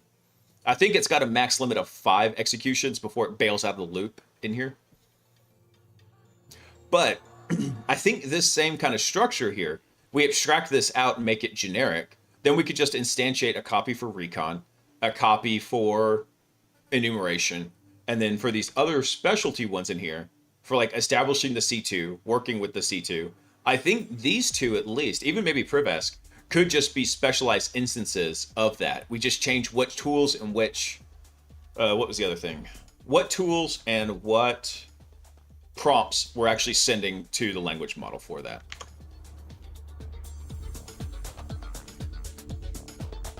Hey, Desi, what's up, man? Happy Sunday. Welcome in. All right, so let's get back to this. So unfortunately, we got to finish setting up the state management stuff in here. So by this point, we always have a valid task.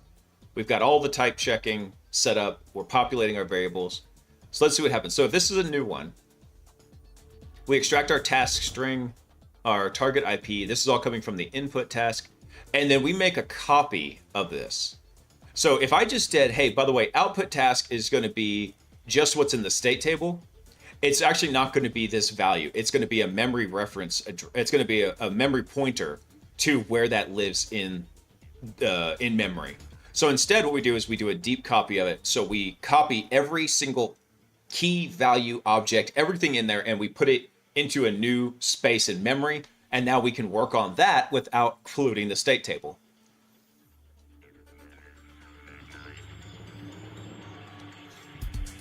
All right, so let's see here.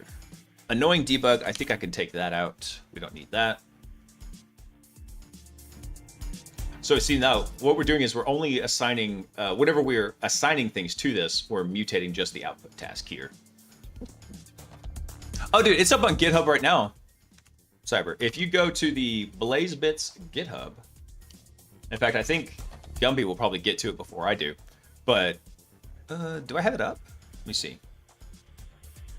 Yeah, here we go. So up on the Blaise Bits GitHub, if you go to HackBot, it's all up here. It is super, super rough code. I fully explain it right here. It's a fun little project. The goal is to solve hack the box challenges.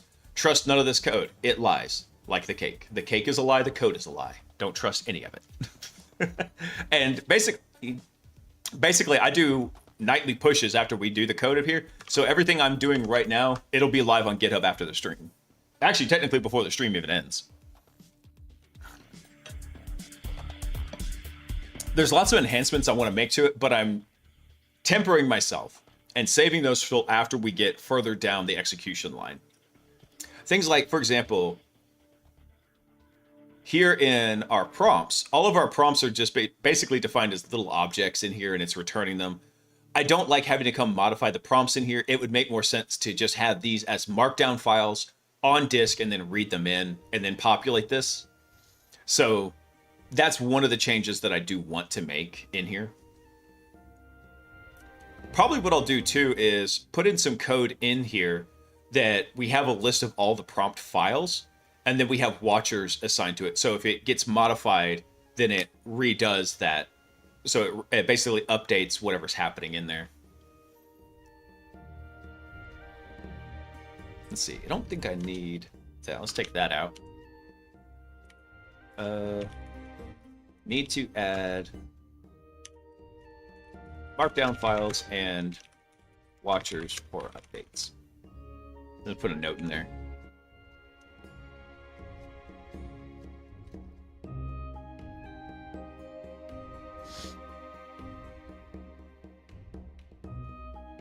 Let's see. So if it's new, we come through and we extract all of our information right here.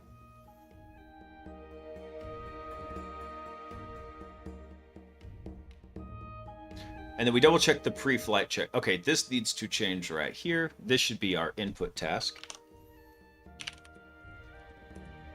There we go. And then here,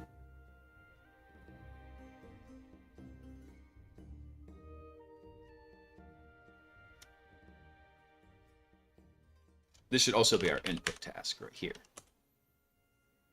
So our input task target IP in state hosts right there. And this one I'm okay actually referencing the state table. We can read from the state table. We just don't want to write to the state table or anything else modifying it by reference, right? So for example, if this was an append operation instead of just pulling the keys from it, that would be modifying the state table. Or if we set something like, if we modified this one, see our input task right here is currently referencing the state table directly. So this is a memory pointer to something that exists in the state table. So if we make changes to input task, we are indirectly modifying the state table, and we don't want to do that. We want to structure it so that everything we're going to return in these return blobs right here, these return dictionaries, will actually be exactly what we need to update.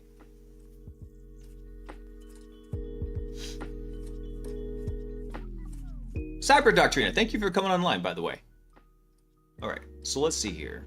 So we have an option here for what we call a pre-flight check also on the task, which is the pre-flight check. If this task has never been touched before, then it won't have the pre-flight check will be set to false. And what we want to do is we're going to go send a message to the language model saying, here's all the information we know about this target. Can we answer this question, or do we already have this data collected? So we don't have to go do new tool calls. We don't have to put extra traffic on the network. We can just say, oh, by the way, we already gathered that data and here it is. Boom. So we don't have to worry about that.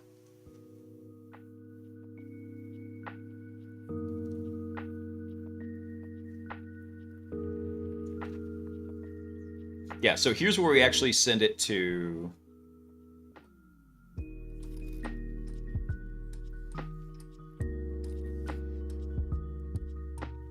I just lost it. What do we instantiate the pre-flight check? That must be from tasking. Let me double check that real quick.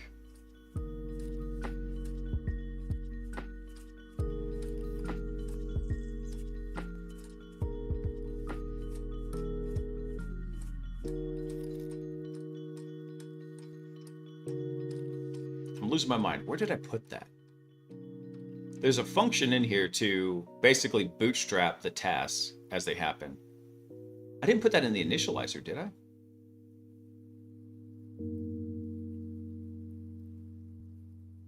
Let's see, where's the initializer? Here it is.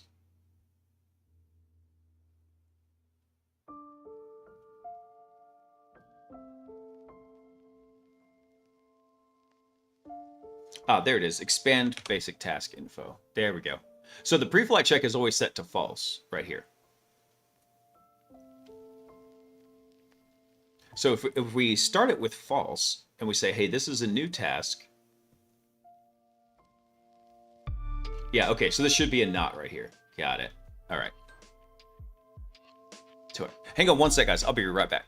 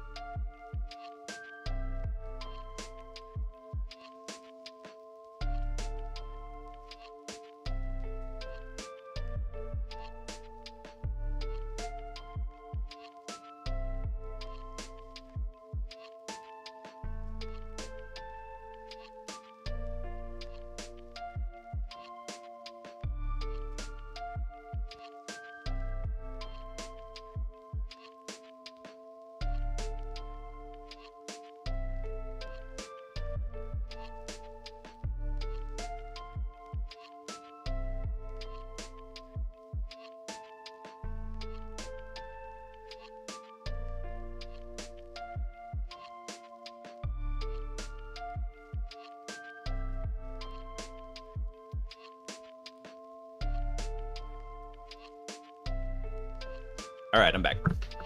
Hey, the checkpoint map came back up. All right. Let's see. All right, let me fix Travolta then. There we go. What? Let's come back in here. There we go. All right. Let's see. Mari? Mari, what's up, man? Dude, I try to have good vibes. Nice, come, chill out, ask questions, jack around. People accuse me of pooping all the time because they're a bunch of weirdos.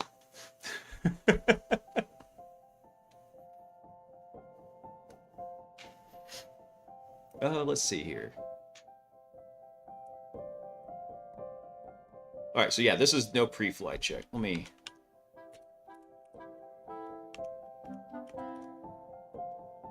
Let me just change this.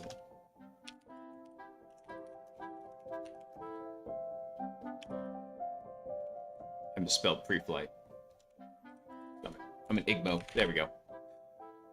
So pre-flight check is false. So basically what this does is it's going to go through and say, hey, we need to go update this stuff here. All right, so then what we do is, so if we don't have a pre-flight check, then what we do is we see, hey, do we already have a host initialized in the host tracker for this? If that's the case, then we say, hey, we're going to send this to the validator for a pre-flight check, and we return this data, right? Meow. Otherwise, what we're going to do is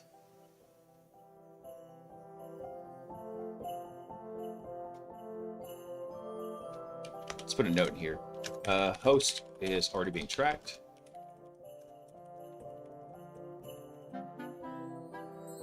So if it's not being tracked and we don't have a pre-flight check, then what we're going to do is we're going to come through and we're going to make a blank host to track it.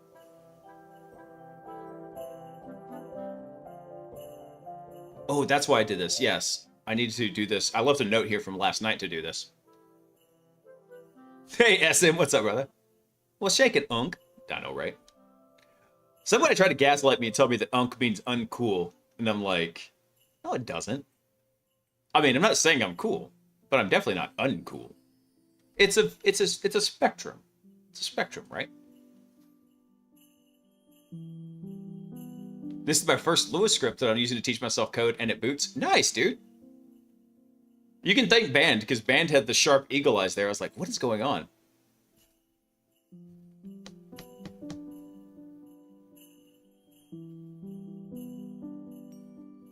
Well, where did we use output host?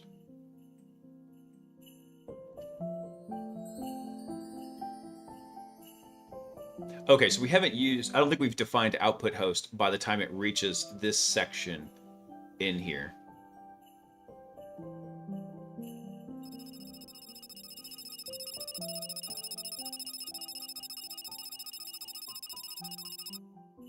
Incoming transmission from Marano Gumby Troll incoming. Bullshit, I can't hear you. Sound off like you got a pair. Troll incoming. Dude, I don't care. They can come in, they can be trolls. Let's see. This needs to be a deep copy now. Let's change that. Let's see.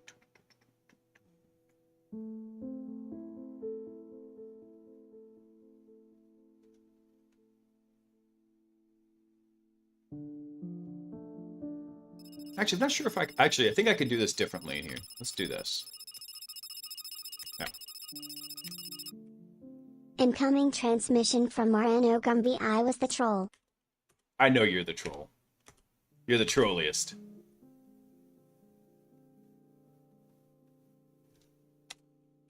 Here we go. Actually, yeah, we can do it just like this. Ta-da! All right, cool. So what this is doing is our host table, whenever we're tracking this, we track it by IP address as the key, and then we actually have a host object mapped to that. So what this will do is, I think I can take this out right now. Don't need that. Clean this up a bit. And in fact, this doesn't need to be on multiple lines. It's one key. So I think we'll be fine here. And we've already got it set up where we have a spread operator set up for that list. So if we already have stuff tracked in the host table, this key doesn't even exist in there. So we can just add it in and it will merge it in when it hits the reducer function. So we should be good there.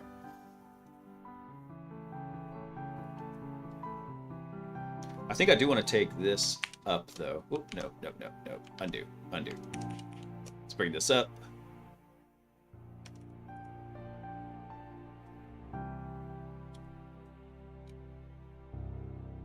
Yeah, there we go.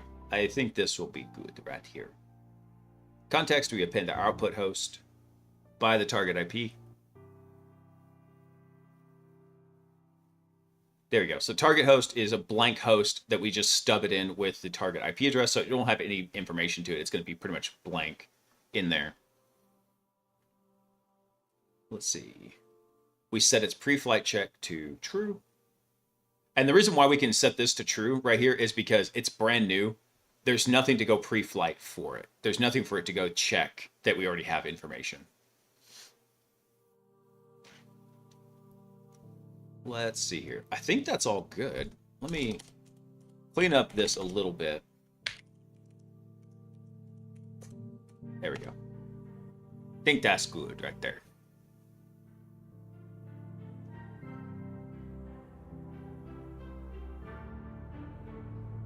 Oh, I did that.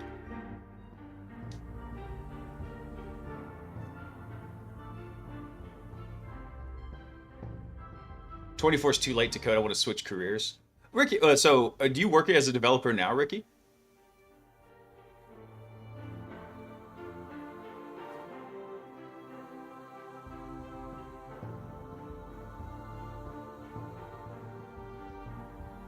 All right, I think that's good right here. Let me check this if statement. So this is if it's new. So if it's not new, down here in our else, let me drop a little note right here. Task is in working state.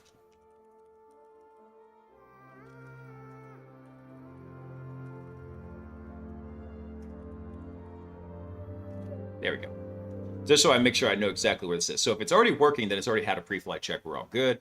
We're going to come extract out all our information.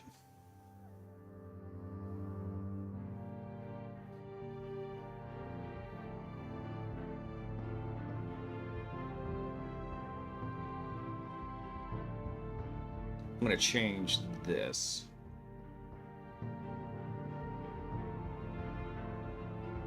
This should be input host right here. There we go. And then same thing for task string. This should be our input task. There we go. I'm trying to reduce this all of our references over to this, to the state table. I'm trying to reduce them as much as possible. I think there's one section up here where like we kind of check it.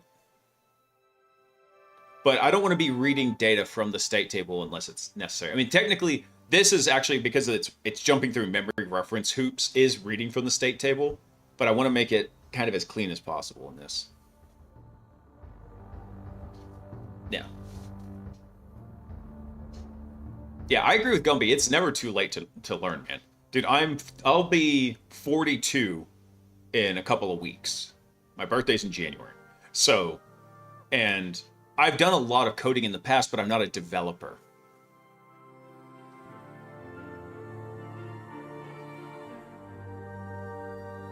Oh, dude, Ricky, it is not too late to learn. I'd say my advice right now, especially with the big push for a lot of using AI to like write code, is don't do that in the beginning. What I would suggest is use AI as like an augmenter. So let me show you something, for example, here. We're having to go through and we're having to clean up a whole bunch of stuff in this code because of a misunderstanding on my part about how data kind of flows through the memory references, let's say. So what I did is, I know exactly what the pattern is I need to clean up. So I don't let AI write hardly any code for this project. I let it write exactly two pieces. One, it wrote, and I could tell just from reading it, it was not going to be a workable solution, but it had all the right shape to it. So I wrote that section based on that particular output from, I think it was just like Claude or something. The other section, I actually let it write it, and then I tested it to see if it worked. And that section, I absolutely freaking hate. I hate that code. It's over-engineered. It's way too complicated. I'm going to rip it out eventually. But you can use it as a way to kind of improve what you're doing. So, for example, $20 a month, you can get Claude Code. I had it come in here and tell me, where is it? Let's see. Here we go. I said, hey, search for places in the code where this particular object gets assigned a value, create a to-do list of where that happens and the line number. So now I had it go through and read all the code and find all those instances for me. And then boom, that's a lot of green right there. It spit it out. It's like, hey, by the way, this file on this line, you're assigning to the state table. This line, you're assigning to the state table. This is all the mutations, the changes to the code that we have to strip out.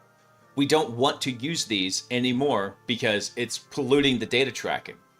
Instead, now, whenever this, master book of knowledge comes into the node, we extract out what we need. We make copies of stuff we want to change. We then work with those, and then we spit the other stuff back out. So I would say if you're just starting down this journey, do as much by hand as you can. When you hit to a problem and you want some assistance for it, then you can turn to your AI assistant or whatever you're using and say, hey, this is the problem I'm running into. What could be a potential solution? And then you go examine those solutions. And you can straight up tell the language model, I am trying to learn this for educational purposes. I don't want you to fix it. I want to fix it. I need your help coming up with ideas and stuff. Do I have it plugged into PyCharm? I do not. No. I've got it just running in the background here. So it's in the same directory, so it can see all the code. But it's not plugged into it. I just realized your name is Low Order Bit. I love it.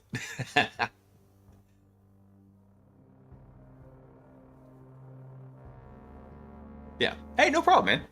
I have, and don't get me wrong, I have used Claude Code to write some code, but it's not for learning purposes. It was strictly just to make something that was functional, to make certain things work. For something that I want to actually grow and nurture and actually build my own neurons for doing this, that's why I'm not using it to go write any of the code, as much as I can avoid.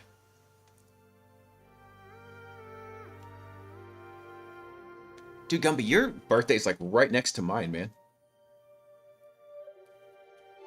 Hello, Peaches. Do you need to go outside? You go outside? Damn it.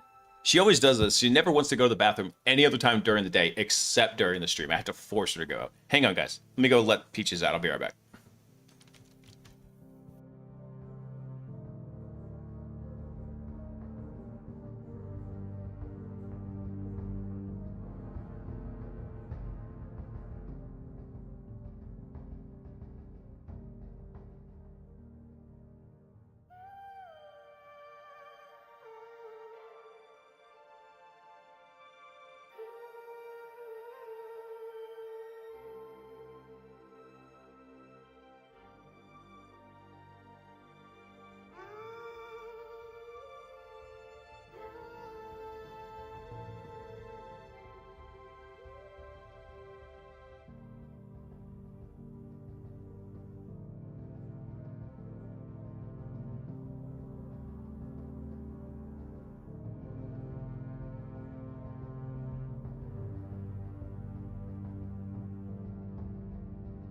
All right, I'm back.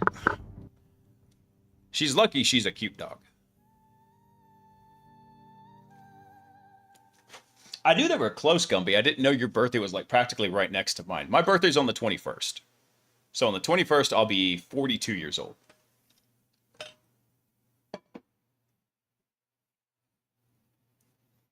All right.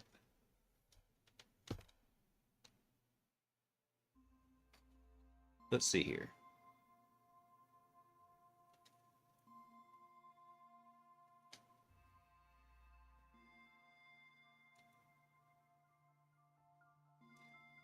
Let's see. I'm from a different generation, though. Almost tech in my state is almost immigrant from a big population and hard to get start. Dude, I'll tell you what. So I worked at a company when I was doing blue teaming because that was what I did for. Let's see. I've been in IT for, dang, like 16 years now. And for the first 5 years, I worked at a college, working with students, taking care of the network and stuff there. It was really great experience. And then I worked from there the next 3 years working on blue team stuff. So I worked doing incident reports and I worked doing systems engineering. And so as I'm working through that, the second company I worked at had a huge contingent from India. And what I noticed with a lot of those folks is one, they weren't paid very well, which opens up a whole new risk level for companies. And two, there was usually this kind of bifurcation. There were never really folks that were kind of like middle of the road, like, yeah, they're kind of good, kind of not, they're just straight mid tier. It was this weird bifurcation where there were guys that knew absolutely nothing and there were guys that were absolute wizards in there. And I see it happen all the time. It happened to my next door neighbor. He works in tech also, and he got laid off due to outsourcing to India. And I was like, dude, can I just talk to your CEO and tell him how much trouble this is going to cause him? The problem is, though, a lot of companies look at it as, oh, it's going to look really fantastic on paper while everything is still steady state. And then what happens is over time, it starts to degrade. And they realize that these folks, there's not enough talent there to kind of build up and keep everything running well. And it starts to degrade and degrade and degrade. And then they're like, this is now costing us too much money. We're going to re-onshore and bring all the stuff back up. And then it just goes in this cycle, just like this. So, and now, yeah, Ricky, now is a really hard time for that. And it's happening in all the tech industry right now, where you're having all these things kind of happen. And so I always look at it this way. You have a season for sowing and a season for reaping. Right now is the sowing season. Get your skills up, become really awesome, get prepared, and get to know people.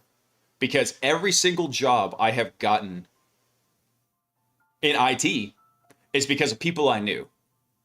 The job at the college, they knew me and they knew how I worked. And so I got hired at the college after going through the courses.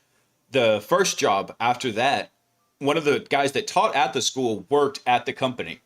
So he's like, hey, yeah, we got an opening. I want you to go apply. Cool. Second job after that, same thing. Job after that, same thing. Current job, same thing. So get to know people. It's not something I know, and I do too. I love the idea of the rugged individual. But historically, that's not how we evolved. That's not how we grew up. We were dependent on the crew, the pack, right? Everybody in our village worked together to make sure the village was taken care of.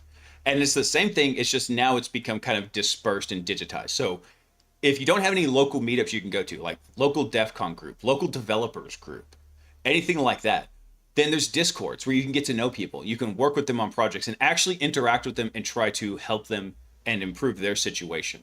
That's a great way for networking, is looking just in Discord groups, getting to know folks that way. So I really encourage everybody. It's like, hey, I understand. Pen testers, we're naturally introverted people. We're just happy in our shells. But you got to get out and you got to get to know folks and get to understand them so that they can know you. And when opportunities arise and they say, oh, you know what? I know Ricky would be a great fit for this. It fits his skill set. It fits where he wants to go because I know him, because I've talked to him. So it really is a crucial part of the job. It is one of the areas where it is what you know and it is who you know. It's not one of those jobs where it's only one or the other.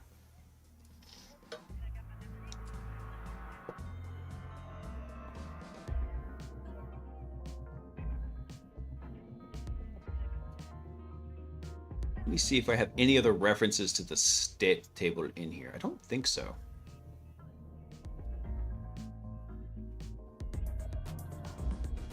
So output hosts should be just fine right here.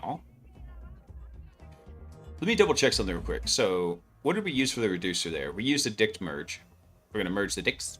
It's going to become an even larger dict. And yeah, so for that one, we do need to actually send a dictionary into there. So yes, we have to make sure that is structured appropriately. Okay, so we've got that structure set up because we got our output hosts, and then we structured this like so, right here.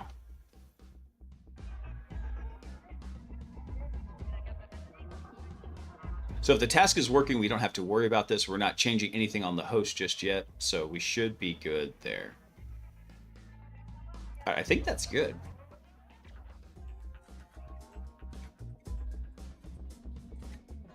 Let me double check the rest of these tables or the rest of these functions real fast. Yeah. Definitely take the opportunities to learn when you can. I'm very fortunate that now my current company actually says, hey, this is your professional development budget. You have exactly this much you can spend to go better and improve yourself. And so that's what I have been working on. It was nice because at my last company, the idea was, yeah, you can just, if you find something neat, put in a request for it. We may or may not approve it. There was no budget. I didn't know how much I could spend or what I could go do or take. It was kind of a beatdown.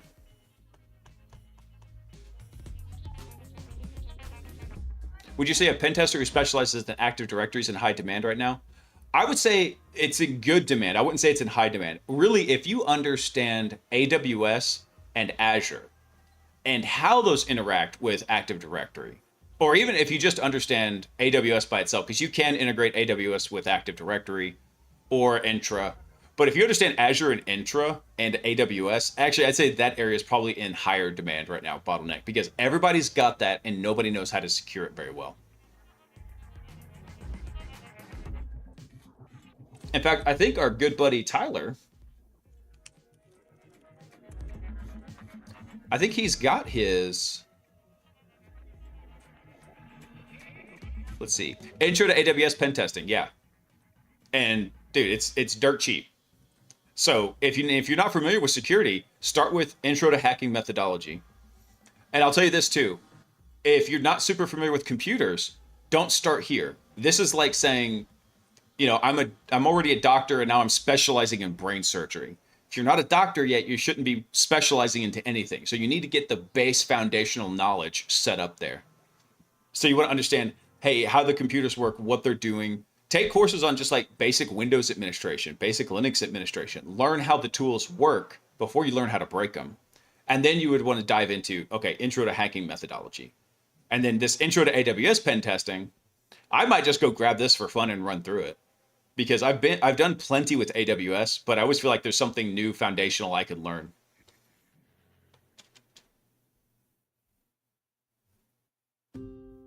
Let's see.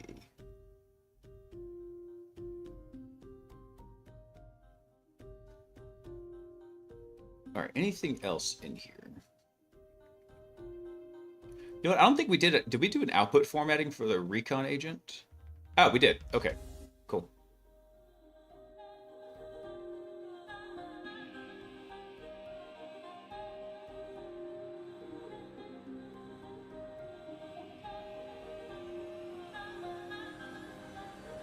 I think I'm just scanning through the code real fast here.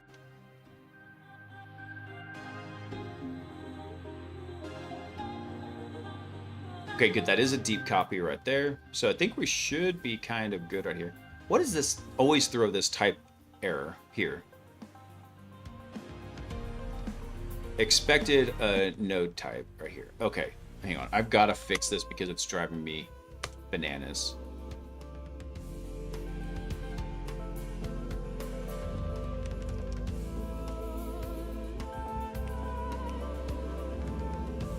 No, go back.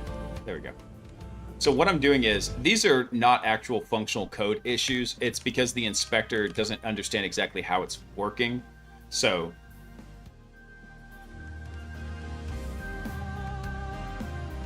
let's see. What about this one? Need one here as well. What is this error here?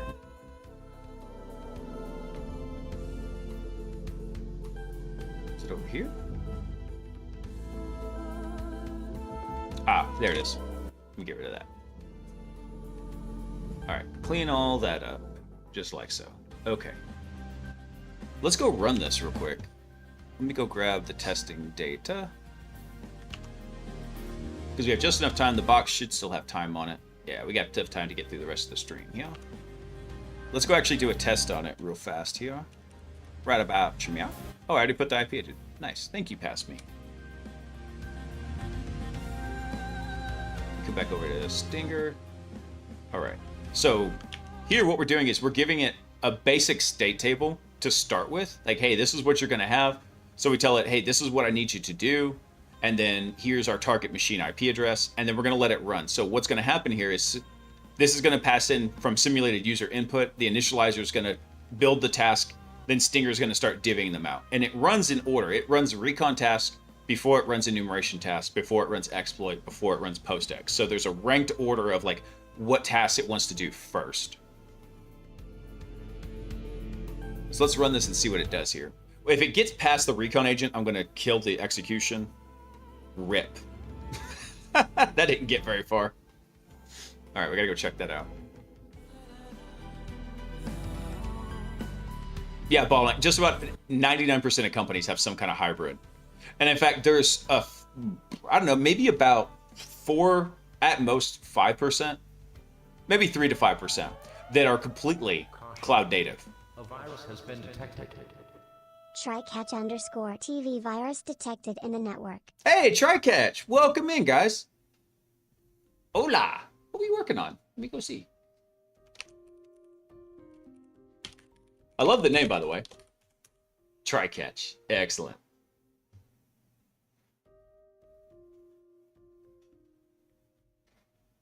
Let's see, what were you working on tonight?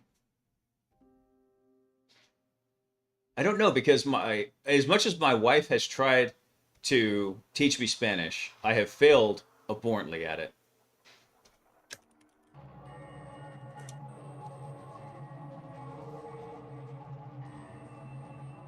It didn't translate it.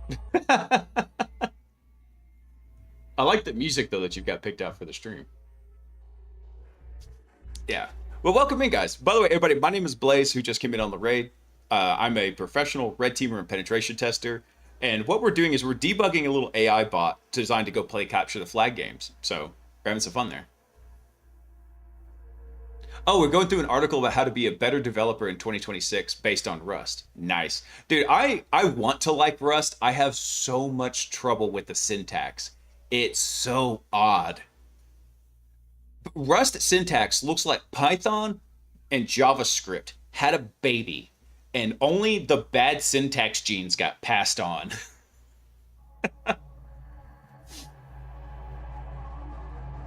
Oh, hey, Frozen, what's up, dude? All right, so what did we come across here? We had a key error.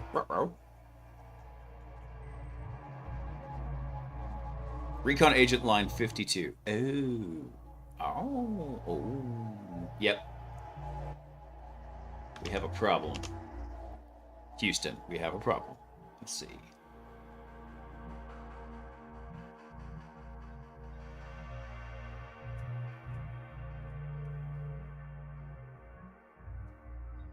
What do we reference input host? Actually, I think we can delay defining the input host until later.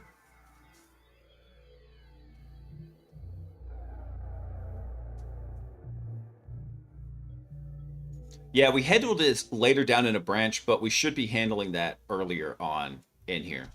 So that's okay. What we'll do is we'll just move that logic up a bit there.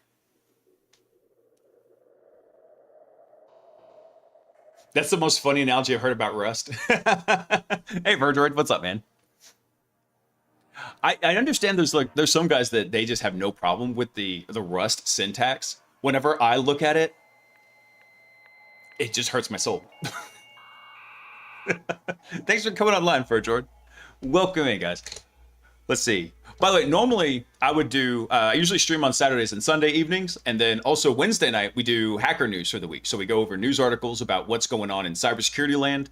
Because it changes so fast, we've got to keep some good situational awareness around it. However, this particular Wednesday, I'm traveling for work, so there will not be a Wednesday night news stream. But we'll pick it up on the 14th, and I've got a lot of articles picked out. So we're going to try and speed run some of them in there. Let's see. So the issue here is, what happened on 52 is we tried to, this is like our first initialization of everything. We don't have any hosts tracked. It's our very first thing. So what we need to do is, we're actually going to break this logic down here. Where was that? We have logic to check to see if we already have a host, and if not, then we get a stub for it. Here we go.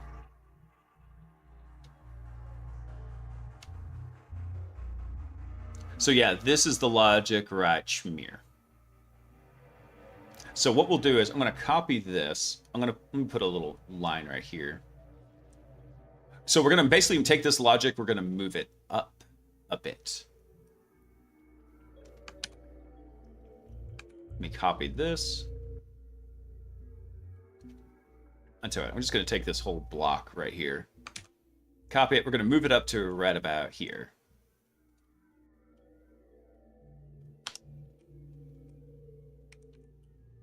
Nope, don't do that.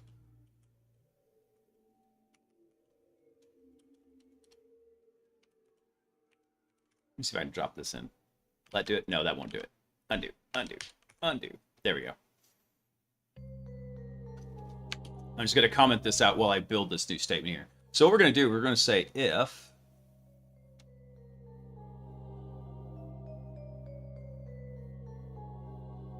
oh, actually, it's this line. I take it back. There we go. Let's modify this real quick because this is the line we actually need to address right here. So what's happening is it's trying to reference and pull data out of the state table that doesn't exist, so we're getting a runtime error for it. So what we're going to do is we're going to say, let's move this up. No, undo, undo. Let's shift that up, and then what we're going to say is, it's going to equal that if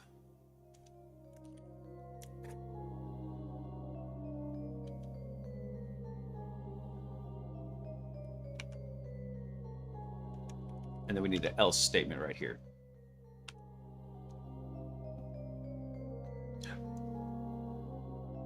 Yeah, so basically we're going to look at our task that we're assigned, and we're going to say, hey, the task has a target IP. Do we already have a host that we're tracking in our host table for that? And if we don't, then what we're going to do is we're going to say, get a stub host for it.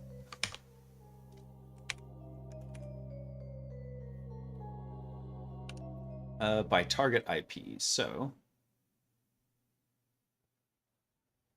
yeah, let's go ahead and maybe break that out. Let's do target IP address. It's gonna be this, and then now we can just swap this out right here. Make it a little bit easier to read. There we go. I think that should help clean it up a bit. But now we need to actually go back down to this next section and reduce what we're doing. So we already have a populated host object that we're going to be working with.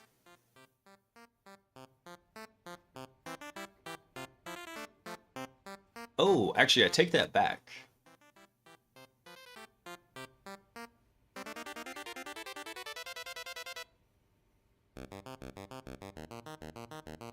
Ooh, that is not correct, actually, now that I think about this.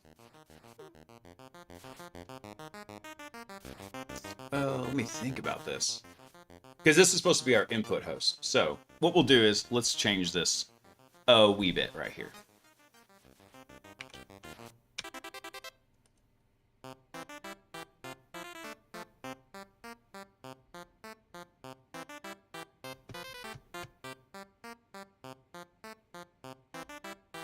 Let me take that back. Hold on, let's back this up. So we do want to do this check here. Right, we do want this check to happen where it says, hey, by the way, if the target IP is in here, else what we want to do is, I think we want to have this as none right here. There we go. So this is the option. It can either come back with a valid host object, or it can say basically none in there. Okay, that will work. And then what we can do is down here, whatever we reference input host, we can make sure that we have error checking to see if it is a none or not.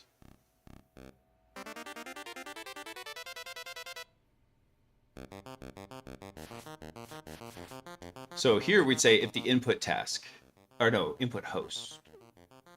What do we want to do here? We got lots of data structures I'm trying to keep track of. Here we go. This is the line that's the one that we need to double check.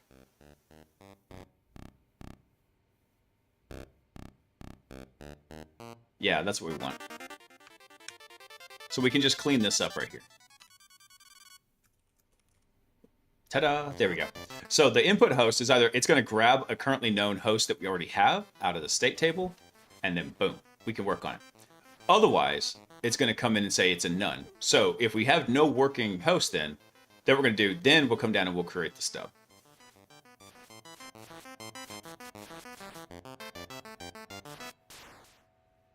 Ooh, no, that's not going to work. That is not going to work. Yeah, actually, we do need to leave this how it was earlier. Back that up. Let's bring that back.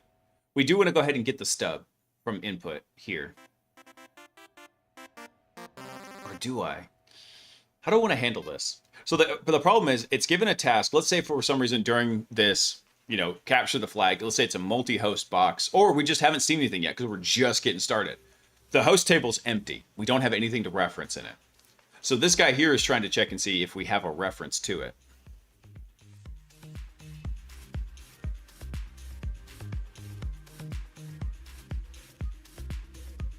Actually, we can do that. We can say this is none, and we can just say if it's not none.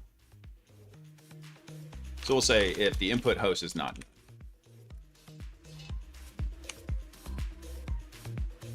There we go. So if it's not none, if it's not a none object, then hey, we already know that it's in the host table. We can do this. Otherwise, then we can come down and we can create the stub right here. Boom, just like that.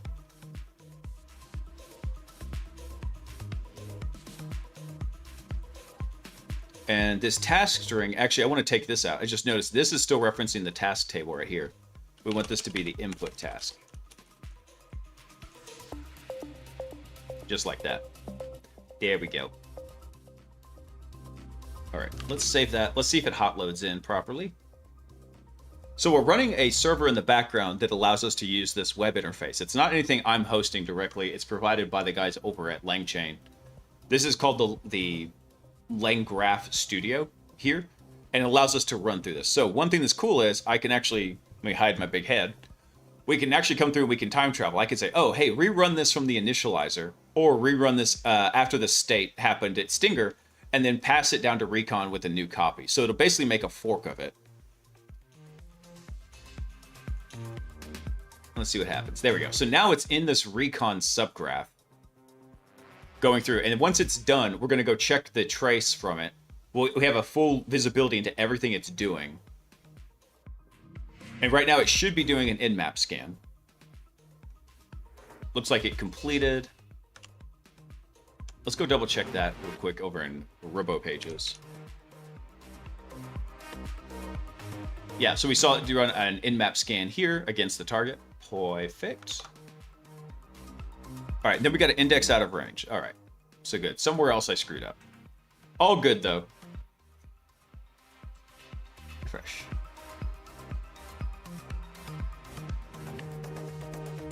Oh, there it is. Like, where's the new trace? Here we go. So we can actually see all the interactions in and out of the language model. Not too shabby. Cost us 5 cents. So after we do this, we get our output formatter. So output formatter takes in all the data and basically prepares it in a way to append it over into the state table. So what was the actual error that we got? Let's come back up here.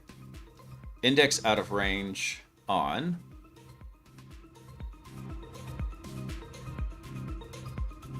Line 18 on the host update. So this should be looking at whatever the current task is and checking the output from it.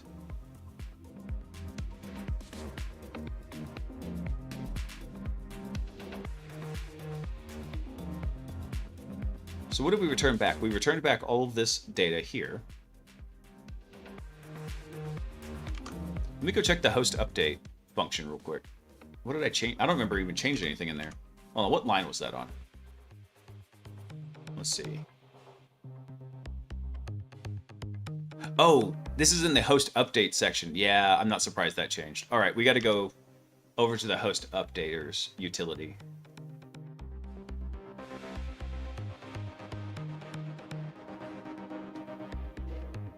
Oh, that should have been deleted.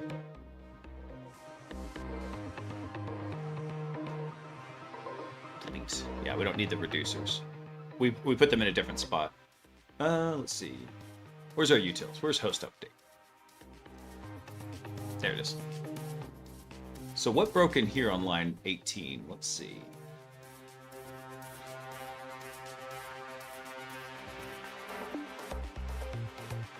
Oh, so yeah, this is another area where we're pulling data out. I mean, it's not such a bad thing.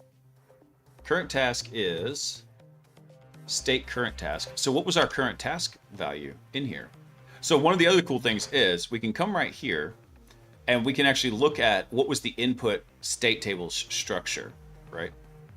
So current task is 0. We have a task 0.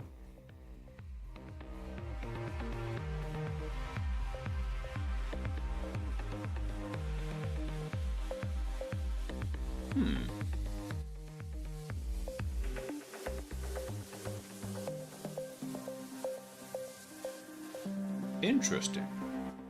So why did we have a tool call appended onto this?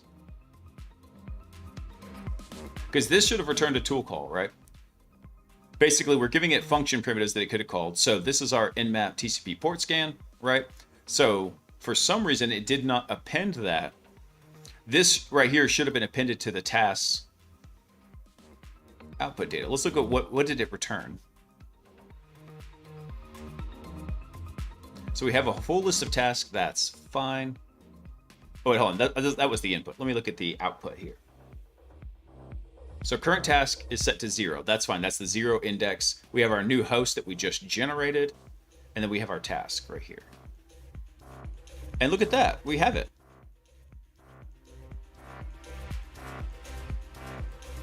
That's wild. So hold on. If we go to the recon output formatter,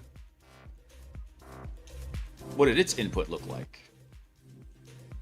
Okay, so something's rotten in the state of Denmark here. Because what's happening is recon is returning it, but for some reason the task didn't get updated. So let's go check our reducer real quick. So hang on one sec, guys.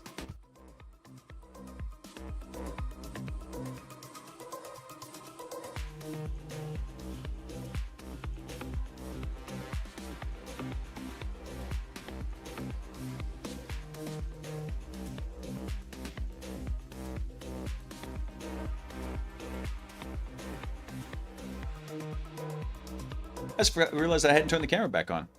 Sorry about that. My wife, codename Sock, had to come ask a question real quick. Let me see here.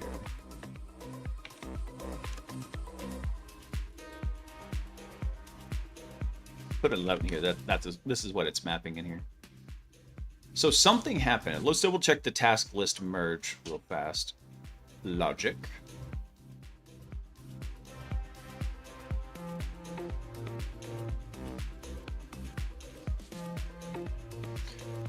So we got to look at two things in this. We need to look at what was our task list for the import from the start here, right?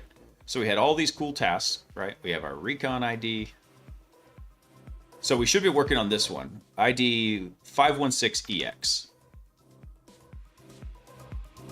Well, the verdict was null because as it tried to update it, I think it blanked out.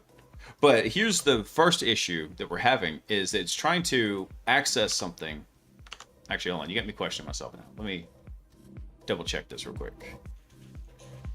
So the problem came in the host update section here, where it said it was gathering the tool output from that. So let me double check this real quick. So line 18, this part right here. Yeah, there we go. So it couldn't get the output from it. So it was trying to find output that didn't exist. Get the last tool's output. Makes sense because if we go look at it, the data that was returned didn't come back. The output didn't append correctly.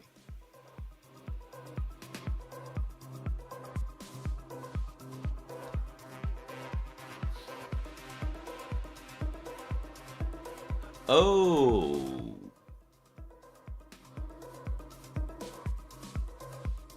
Well, hold on. I think we've got multiple issues happening here. Because let's look at this. After this happens, let's look at the output real quick. So, okay, we did get the tool call right here. So the tool call's being returned. So it looks like there's probably an issue with the reducer where it takes the data for the updated task and then merges it in. Because if we come into the recon output formatter, in fact, actually, we can even just look at the tool node, right? If we look at the input state for the tool node here, task 0 has no tool data to it. So there's something wrong with the reducer. So what we sent back from this point, if we look at the recon agent,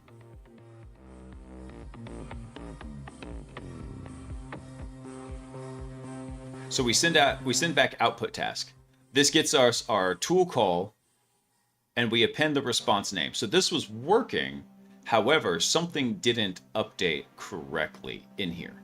So it makes me think that the reducer function that's supposed to take this task and merge it in didn't happen. So we have a task or a task list in here. So if it's an instance of a list, here's what it does. Otherwise, we're updating a single task. So our new task. So from our new task, we get whatever the task is.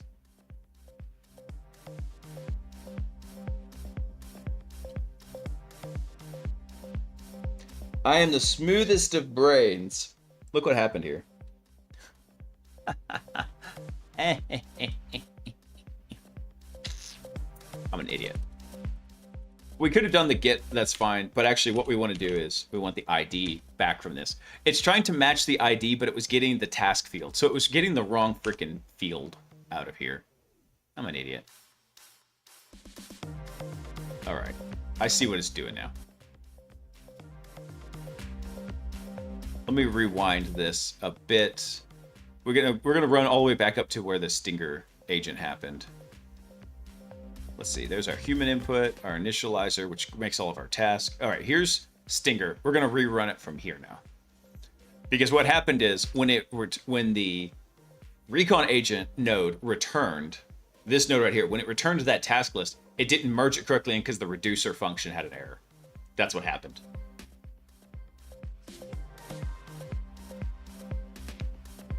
I could just start it over, but this saves me a few shekels on tokens. Because then I don't have to have the extra language model calls before it.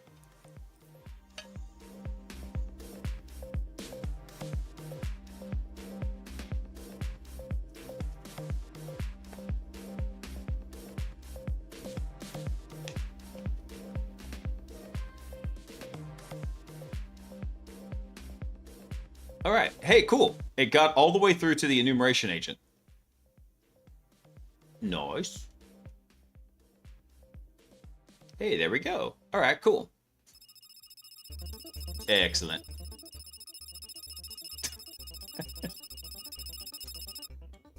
Incoming transmission from Marano Gumby Hugh. This will help you. I think from your bits, Gumby, and minus whatever the Twitch take is, I forget what it is. I think you actually have covered the token cost for tonight. Because let me see. Hold on. Let's see. Where's the ones we've run tonight? So here's the ones we've run tonight, and our token usage was 1 penny. Yeah, so yeah, you covered it. I was really hoping my sponsor was going to come through. I'm still waiting on them. All right, Palmer, have a good night, man. Yeah, we're about to wrap up here in just a second. But yeah, I've got a sponsor that's supposed to come through and actually provide some API, some access to Claude Code, or not Claude Code, to Claude Sonnet, which is what we're using for this. And so I wouldn't have to worry about this kind of stuff. Incoming transmission from Marano Gumby that don't take anything from bits, just subs. Oh, really? I didn't know that. Hey, Yanni, thanks for coming online, man. Welcome in and happy Sunday. Tib, ask away, dude. Like I said, it's better to just ask than ask to ask. Unless it's a sensitive subject, like what's the most efficient way to kick a puppy? Then don't ask that. I take back my earlier statement. There is such a thing as stupid questions, but they have to be extreme. Poor puppies. Love them. One of my coworkers, she's been sending me pictures of her new puppies, and They're just so round and adorable. And thank God she lives multiple states away. Otherwise, I might have a new dog. They're so freaking cute.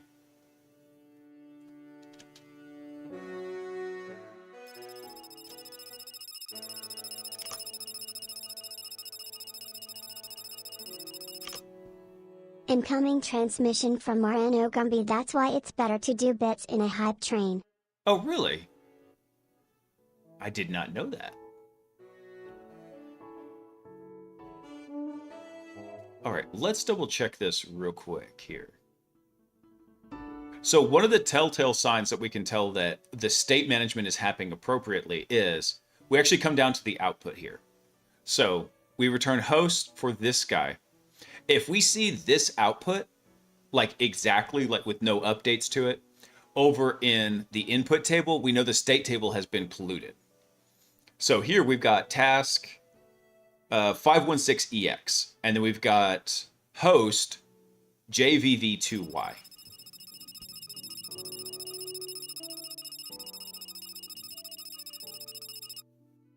Incoming transmission from Moreno Gumby. Yep, new stream. I read all the rules. Hee.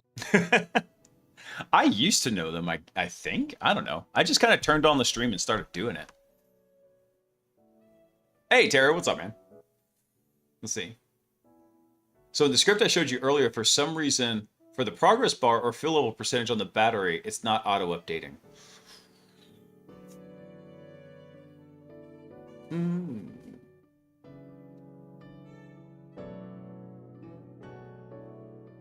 That could be a couple different things, Tip. That could be a time of check and a time of use item.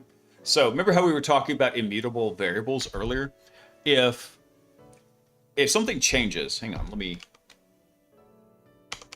pull up the little whiteboard here. Let me clear this out.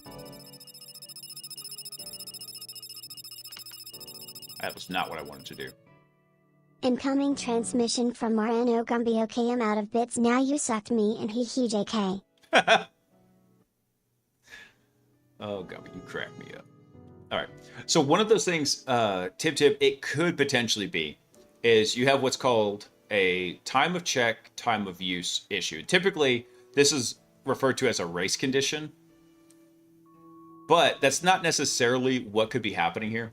Something else that could be happening is your progress bar, right, is defined as some variable, right? So, I don't know, let's say the progress bar is 25, right? So when we're talking about something being immutable, what happens is this 25 is actually stored somewhere in a memory reference, right? It's somewhere in memory and says, oh, that memory, when we decode it, decodes to 25. So sometimes these immutable variables, what happens is, let's say you come down and you say, okay, cool, now progress is now going to be increased by 5. So we say plus equals 5. Rather than actually mutating this memory address, what it actually does is it kills it.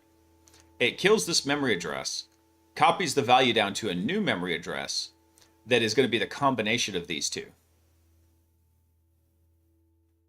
So it's not technically immutable in the way I would think of it, where it would throw like a runtime check, but it could be that what's happening is every time you check the progress, right? So you tell it like, hey, by the way, go check it. Because this was initialized up here. Actually, let's back that up. Yeah. There we go. If we have this check happen, what could happen is it could still be actually referencing this memory address here and looking at it. I could be completely off because, like I said, I'm not very familiar with Lua. But if something's not updating like that, it typically means it's not that it's not updating, it's that it might be referencing old data in there.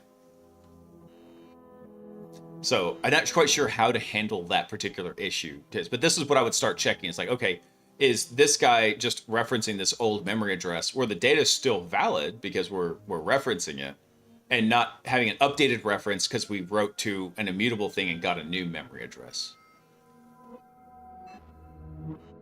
All right, let me check this real quick before we wrap up the stream here. So we should not see anything in the host table. So do we see anything in the host table here? Host is blank. Perfect. All right. And then for task, we should see no updates to the tools in the task right here. So let's go double check that. We look at task 0. Nothing in tools. Cool. So the state table's not being polluted from the recon host. Excellent. Incoming transmission from Marano Gumby. You want to buy me a new computer chair for my birthday? I wish I could. Dude, actually, one of the best investments I ever made was when I got my first like work from home job. I had a really old beat down computer chair and I thought it was fine until Sock, my wife, came to sit down in it to do something, because I had an L-shaped desk. I had my work computer here. I had my personal computer here. And it was something on my personal computer she needed to check. So she comes and she sits down and expecting a nice comfy chair that I have told her that it is. And she plops down and she's like, ow, my tailbone.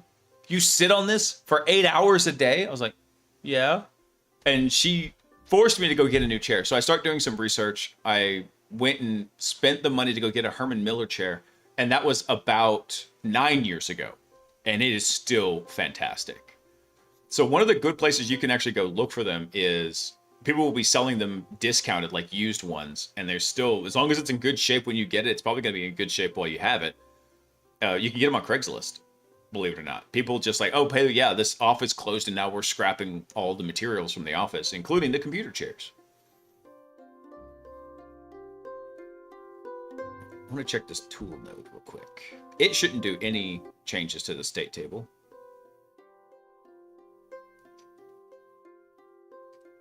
Actually, I take it back. This should actually return one thing.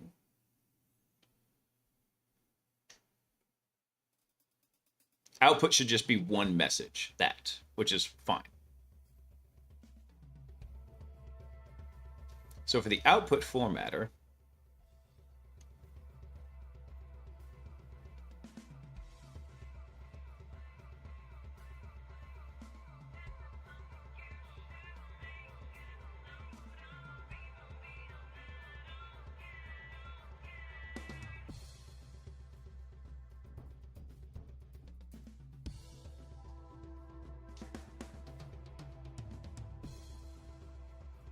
that returned a lot of output. Oh, I think this is not being referenced correctly. Oh no, we do want this. This is correct, because this is not a host object. That's what I was thinking of. This is information that's scraped out of Nmap, and these are the exact fields we're having the language model scrap for us. IP address, host name, port information, and then this is going to get merged into the host update. So, easy peasy, we go look at task 516EX, and we make sure it doesn't have anything in the output section. Then we'll know we're not polluting the state table. So notice how output is blank on the input? Perfect. So again, we go to host update. So the recon output formatter handles output for the task. The host update actually takes it from the task and then populates it over into the host for us.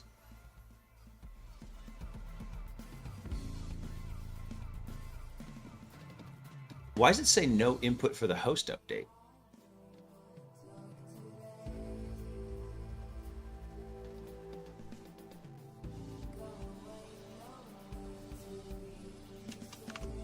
Hold on, let me go double check something in the code real quick. Why is the host updater not showing any...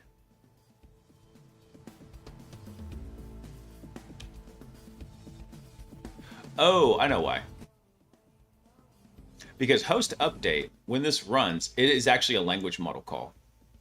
I forgot about that. We actually use the language model to merge all that information over into the host. So that's why we have the host update running, because it's actually not... It's a language model call, but it's not a node like the other ones. That's why it's doing that. But that's fine. Because see, for input, we send it all the tool output here from the current job that we're doing. And then it returns us an updated host object. So we're letting the language model handle populating all of these fields for us. Okay, so that's fine. We don't have to worry about that polluting the state table. I don't think. Hold on. I want to double check it real quick. Okay, yeah, because actually we did a dirty hack on this one. We were sending input state and then we were referencing it. So, and then we were referencing all the state stuff in here. So what we did is we just did a deep copy of it. Oh, that is not appropriate though. So let me do this. So from copy import deep copy. And then this is gonna needs to be a deep copy right here. There we go. We could have done it differently, but this saved me the trouble of having to go through and redo this entire thing. So now when it references state, it's not referencing the actual state table. It's referencing a new memory address in a new copy of it, and then just returning the host that we need. Perfect. Okay. Dirty hack, not efficient, but you know what? It works. Very cool. All right, so let's double check the validator here. So for our validator, let's see. So what are we returning from the validator? We're returning a host. We do have verdicts in here. Boop, boop.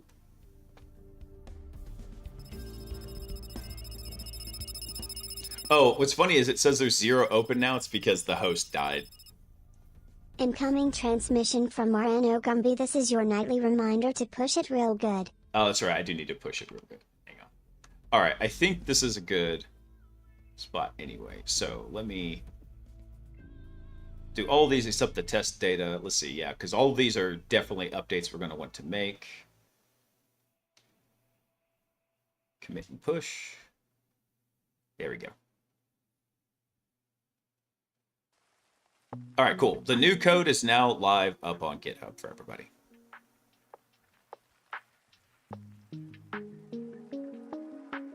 All right, hang on one sec. Dibs, let's check this out and then we'll call it a night. Let's see. So you said check out lines 140 to 166.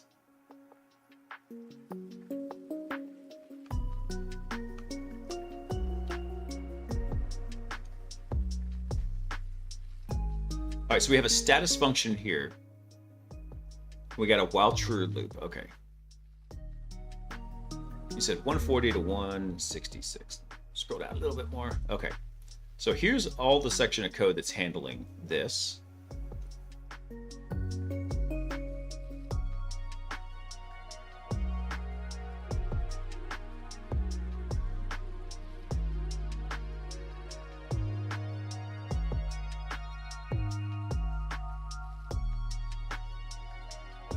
I'm so curious what this code is now because I see like reactor fuel, reactor waste, everything else. Please tell me this is for like a game optimization system where you're like tracking reactor power in the game. Something like Factorio.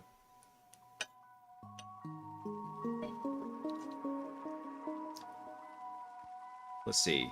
So status, what does that get called?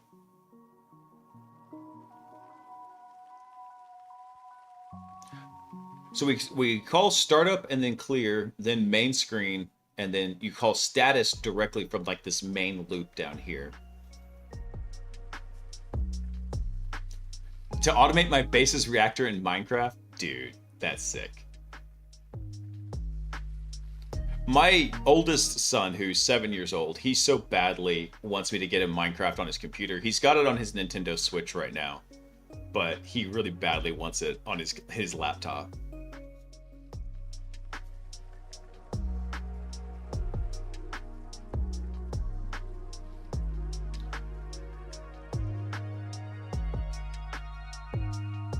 Let's see. So here's main screen.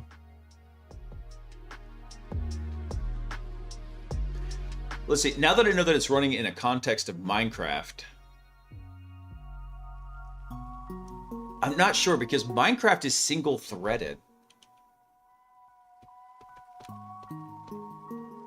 Is this Stuxnet? No, this is not Stuxnet. King reference though, Bobby.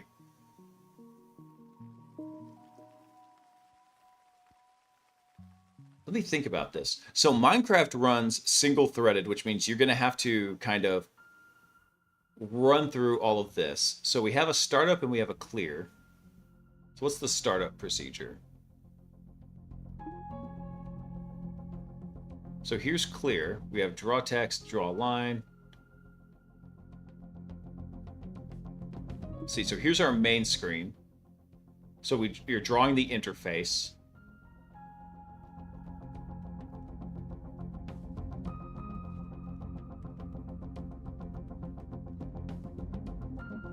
And so for the status, This is my first foray into any kind of code for Minecraft, so bear with me here.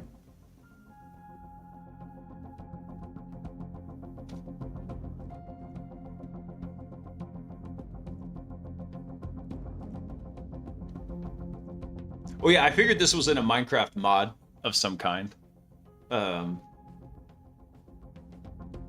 Let's see. What I would do is actually here. So are you seeing any of these? So like for the console.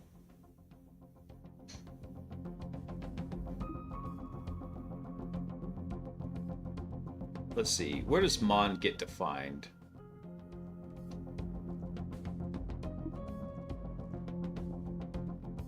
Okay, so here's our local mon. This is a peripheral wrap top.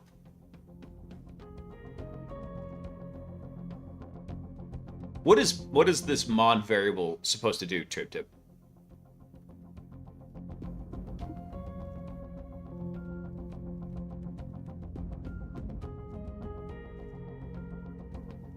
Because so the good thing is the scoping, as far as I can tell, just taking a quick cursory glance at it, looks correct because you scoped this variable up above where it's being referenced in lower code sections, so it should be readable to them. It's more or less like a global variable.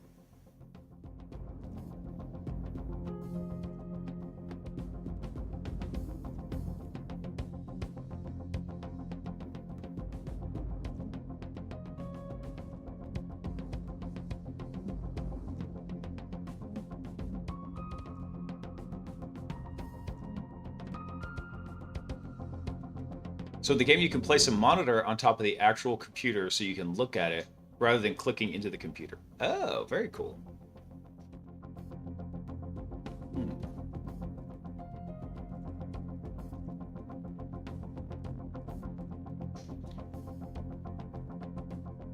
And so the problem is you said that the status never updates, like it starts and then it just hangs.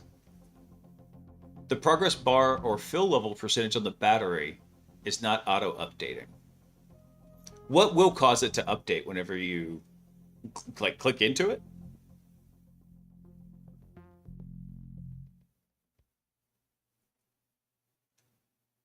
Or have you found any activity like, hey, you do it and then you see it updating?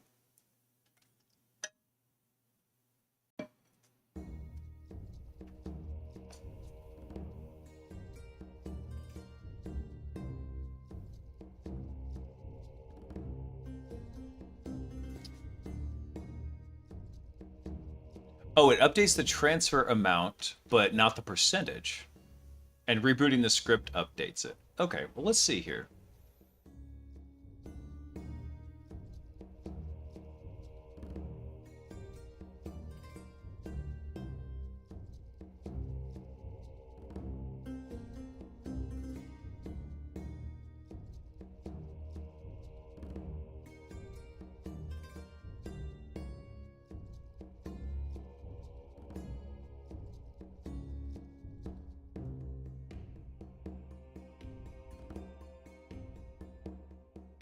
I love this waste ejection error.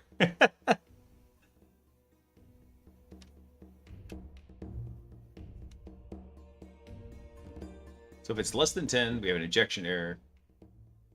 And then we have fuel level dropping, fuel level critical. Everything else is nominal. Okay.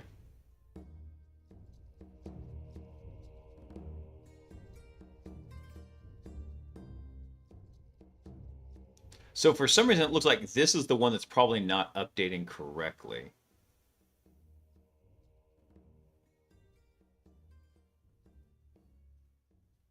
So it's right in the transfer. Where's percent get referenced here?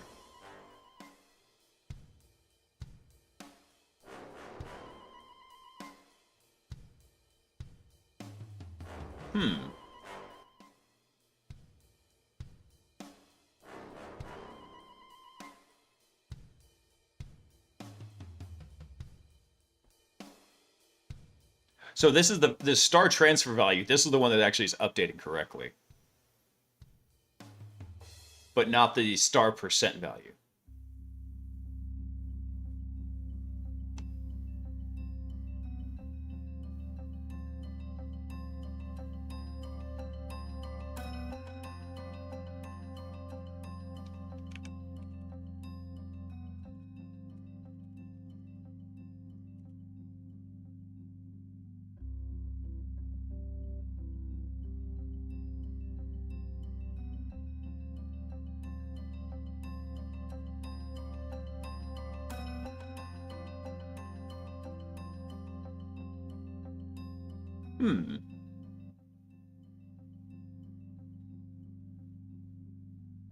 Let's see. So we're looking at the current and the max.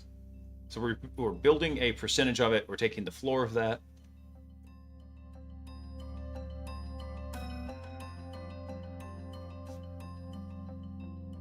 So where's star current, actually? You're not going to let me control F this? Killing me, Smalls.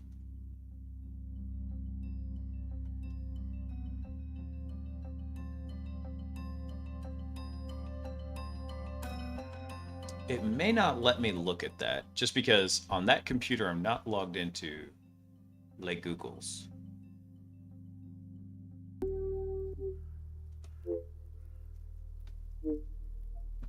Actually, hang on. I know how to fix that.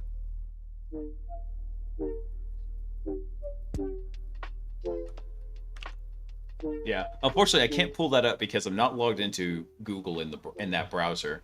I have two separate computers here, the one for streaming, and the streaming computer's not logged into anything.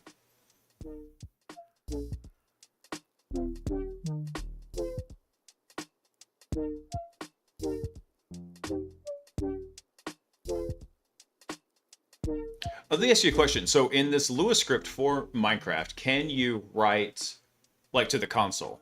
Because if so, then you could actually go through and maybe try to debug this. Like, hey, this is what's happening, what I'm seeing on the console. I don't think you could actually go connect a debugger to it. I don't know, maybe you can.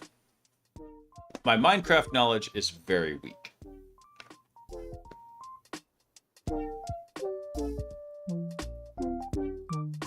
What could be causing that?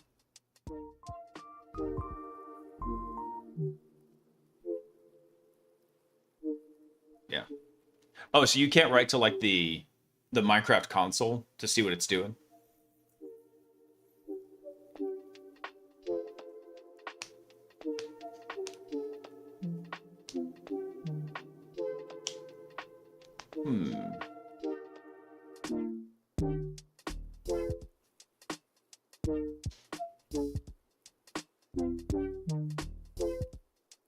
So where's star current come in at?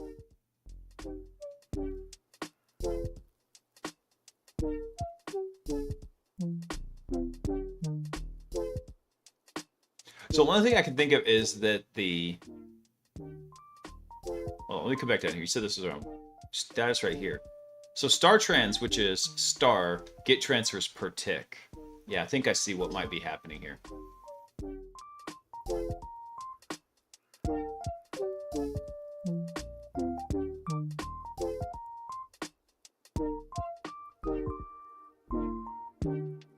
What you might need to do, rather than referencing these globally in here, I'm just taking I'm taking a swag at it. A scientific, wild, assumptive guess in here is what you're doing is you're referencing star current and star max. From star trans, what you're doing is you're getting get transfers per tick. So what I think is happening is this is updating because it's updating every time you have a cycle, like a compute cycle in Minecraft. But I don't think these ones are. So I think you got to figure out some way to get star current and star max to actually update per tick. I think that's what's happening.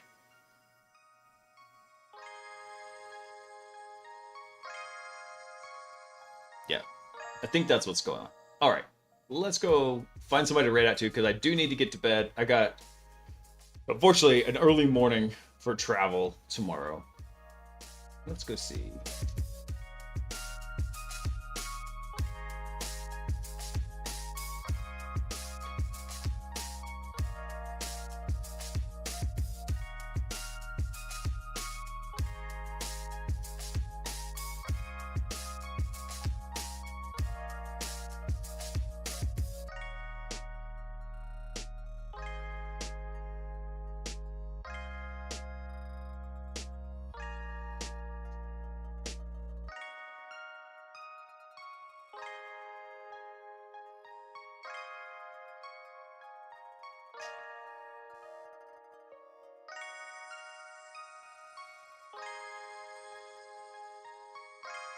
What is Coppinger working on? Maybe we'll go right over to him.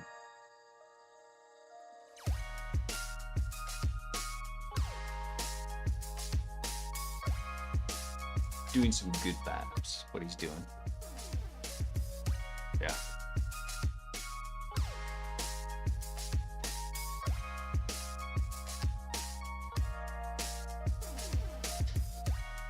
Oh, sorry, it got caught in the queue there. Let me see if I can see the screenshot real fast.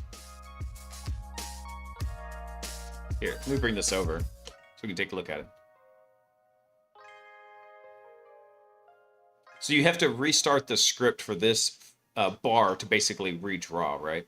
Yeah, I think that is what's happening as I'm looking at this, because this value, like the transfer value, the other stuff, you're getting this get transfer per tick.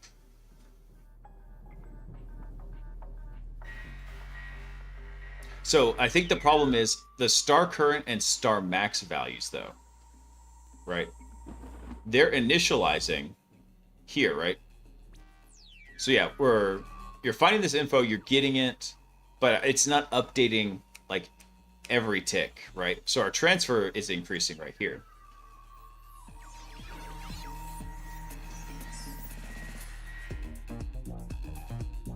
Go away. Yeah. So I think what you might have to do is basically move some of these variables, like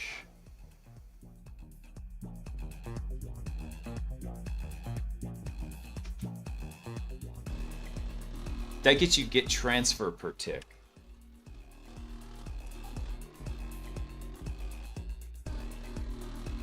I don't know what other methods you've got on star here that you might be able to use. But I think what's happening here is the data is being copied, but it's not being updated. Hey, Ben, what's up, man? How much do I know about viruses and data stealing? I mean, a decent amount. It's not my explicit forte. Yeah, I'm a penetration tester, but most of the time companies don't pay me to develop super custom malware. I mean, we do, but really, it's more of, hey, what do we do once we already got access to the system? So, but yeah, so tip, what I would say is you need to find a way to get that to update per tick. Something you can get per tick that you can actually update this value. Because I think the current and max up here, the max is probably fine. The current is what you've got to get. Because it's getting the energy stored at a point in time. I think that's what's happening. Yeah, Ben, ask away, and then we're going to go right out because it's getting late for me. Last question of the night. But that's also that you got it working, dude.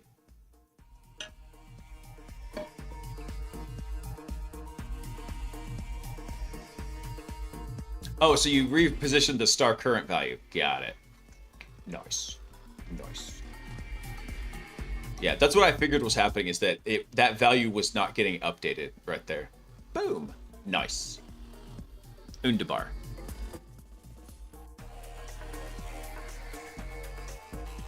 This is pretty fun. My son wants to, I was planning on actually potentially using something like Lua as an introduction to programming for Minecraft specifically. So this is cool to see for me. Like I said, my son is 7. He really badly wants to do it. It's actually been really good encouragement for him to learn his reading and writing, because I was like, hey dude, he's watched Minecraft videos on YouTube. This one guy's channel called Mikey and JJ, and they're always doing funny stuff, and he gets fascinated whenever they pull up the console, and he's like, we're gonna go hacker mode on it. He's like, yeah, go hacker mode. And so he gets really excited about it. So that's how I've been encouraging him, and he's actually reading really, really well. So all right, let's see. So I got my data stolen from what seems like a fake friend sent me a link on Discord to a game that he said he made. It seemed to be a virus for my PC that the antivirus didn't detect. So then I got a message on Instagram that told me all my logins and almost everything, email, Spotify, Instagram, you name it. And then I factory reset the PC and changed all the passwords to 2FA. So my safe now are still in danger. You're probably safe now. So what happens whenever these guys get into your systems and they're rummaging around and they're stealing stuff is on your computer, you've got basically everything running through your web browser. So your PC is going to be running your web browser down here. And then in that web browser, you're going to have a whole series of small data chunks called cookies, or sometimes it's other data structures, but let's just say they're cookies for now. And these cookies can then point to, hey, here's my Spotify login, here's my email login, and it's basically a way to prove who you are as it. So when that malware gets onto the PC, what they do is they look for this web browser and they say, oh, cool, you're running Chrome. Awesome. Now I know exactly where your cookies live. I'm going to go steal all of those. And then when they put that on their computer, they're essentially acting just as you. Now, those cookies should invalidate as soon as you go change your email address. And especially if you put 2FA on, so something like a text message or a one-time code, you should be good at that point once they've gotten it. The downside is anything that was stored in these sections now has been compromised. So if they got access to your email, they could have downloaded an entire copy of everything. If they got access to your Spotify, they could have modified your playlist. It's not such a big deal. It's probably more annoying than anything. Unless you're an artist, then it's a really big deal. Yeah. And thank you, Gumby, because that was the last thing I was going to say is go in and log out all these things, because these tokens, these cookies, usually have two parts to them. So you have like a main authentication code that lives in there, but then you also have a refresh token. So what happens is if you have a refresh token, this one has a short time to live. So let's say it only lasts for like 1 hour, but the refresh token could be good for like days in here. So you can actually use this refresh token to re-up this authentication token in here and get a new copy of it. So a lot of times people will forget to do that. They'll go through, they'll rotate passwords, they'll add two-factor to it, and it depends on the authentication system that they've got set up. But really the kicker there is if you can get those refresh tokens, then you can refresh that token into a new fresh one in there.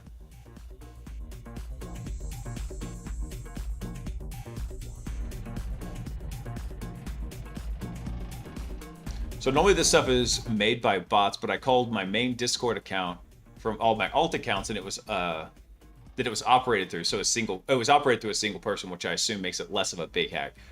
It just sounds like somebody trying to hopefully get access to something sensitive. So you got to remember, a lot of times these people, when they're doing these info stealers, it falls into two very distinct categories. It is either a very targeted thing where like, hey, I've gotten access to some thing and I want to go steal this particular person's information because I think they've got something cool there.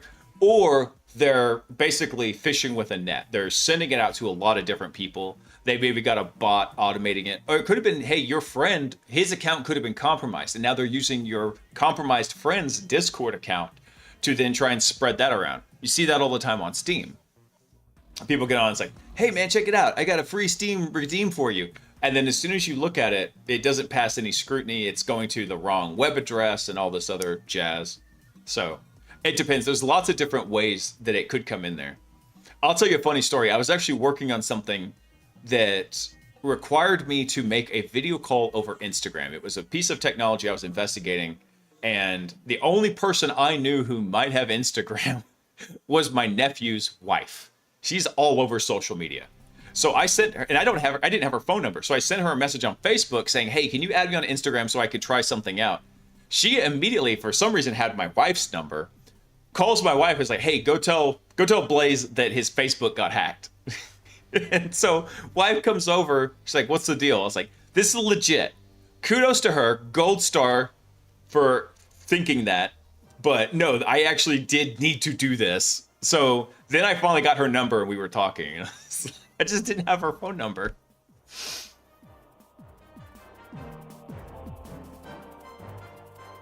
He said it was my job and told me. So what kind of proof did they send you, Ben, that they said, hey, we've got access to everything now? Because chances are they probably did, but also that's why you just don't want compromising stuff on your like Instagram and whatnot.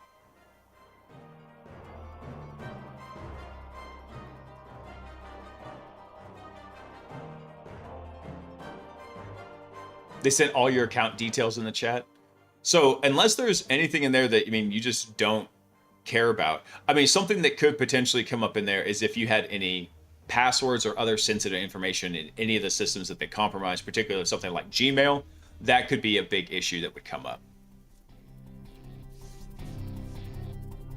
But if you've rotated all those passwords, and also that's why I usually recommend having something like a password manager and having two-factor on all those things. Occasionally there will be a bug where you can bypass that two-factor authentication, but those are high dollar bugs because it's really fairly easy to get into somebody's account or maybe do a password reset to get into their account. It's a lot harder to bypass two-factor. Usually that requires something like you've compromised their phone or you've compromised their cellular provider so you can intercept, not the cellular provider, but maybe you've done something like a SIM swap so you can impersonate that phone number and then get a copy of a text message with a 2FA code. That's why I tell people, hey, every chance you get, do not use SMS two-factor. It's gonna break it. It's gonna break everything down. So, all right, guys. Unfortunately, that's where I've got to wrap it up. I've got to get to bed. I got an early morning tomorrow.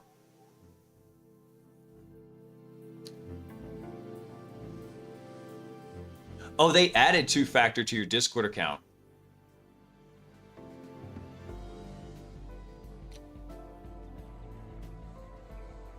Oh, dude. I have bad news. Discord's customer service is actually really bad. All right, hang on. I misunderstood. Let me bring it back real quick here.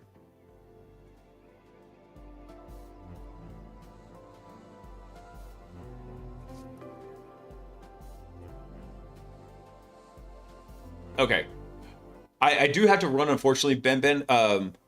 Let me do this real quick. Wait, you can't... Dang it. I was going to drop the Discord link for everybody, but I was going to say hop on there. That's the best way to reach out to me. Either that or on Twitter. That's another easy way to get a hold of me on the BlaiseBits Twitter account. I know it's called X now, whatever. I'm still going to call it Twitter. Reach out to me there, because unfortunately I do have to run now, but that sounds like a really crap situation to be in.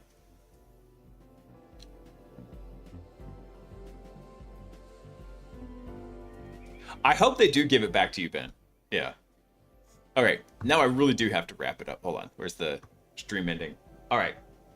We're going to go right over to Coppinger, guys. Do me a favor, drop a bunch of Hack the Planets in there once you get in. Yeah. Good luck with it, dude. Message me, like I said, on Discord or on Twitter. Let me know, and if there's anything else I can do to help you out, I definitely will. Hey, no problem, guys. All right, guys. That's what I got for you this week. Tomorrow's crushing it mode, so get some rest tonight so we can go strongly into the week. We do not go weekly into the week. And I want y'all to go out there and be awesome like I know every single one of you can be. And I will catch up with y'all next Saturday because there's no new stream on Wednesday. I'm going to be traveling for work. And I think that's all I got for you guys. Oh, wait, no, I forgot the most important thing, which is I love you. Peace.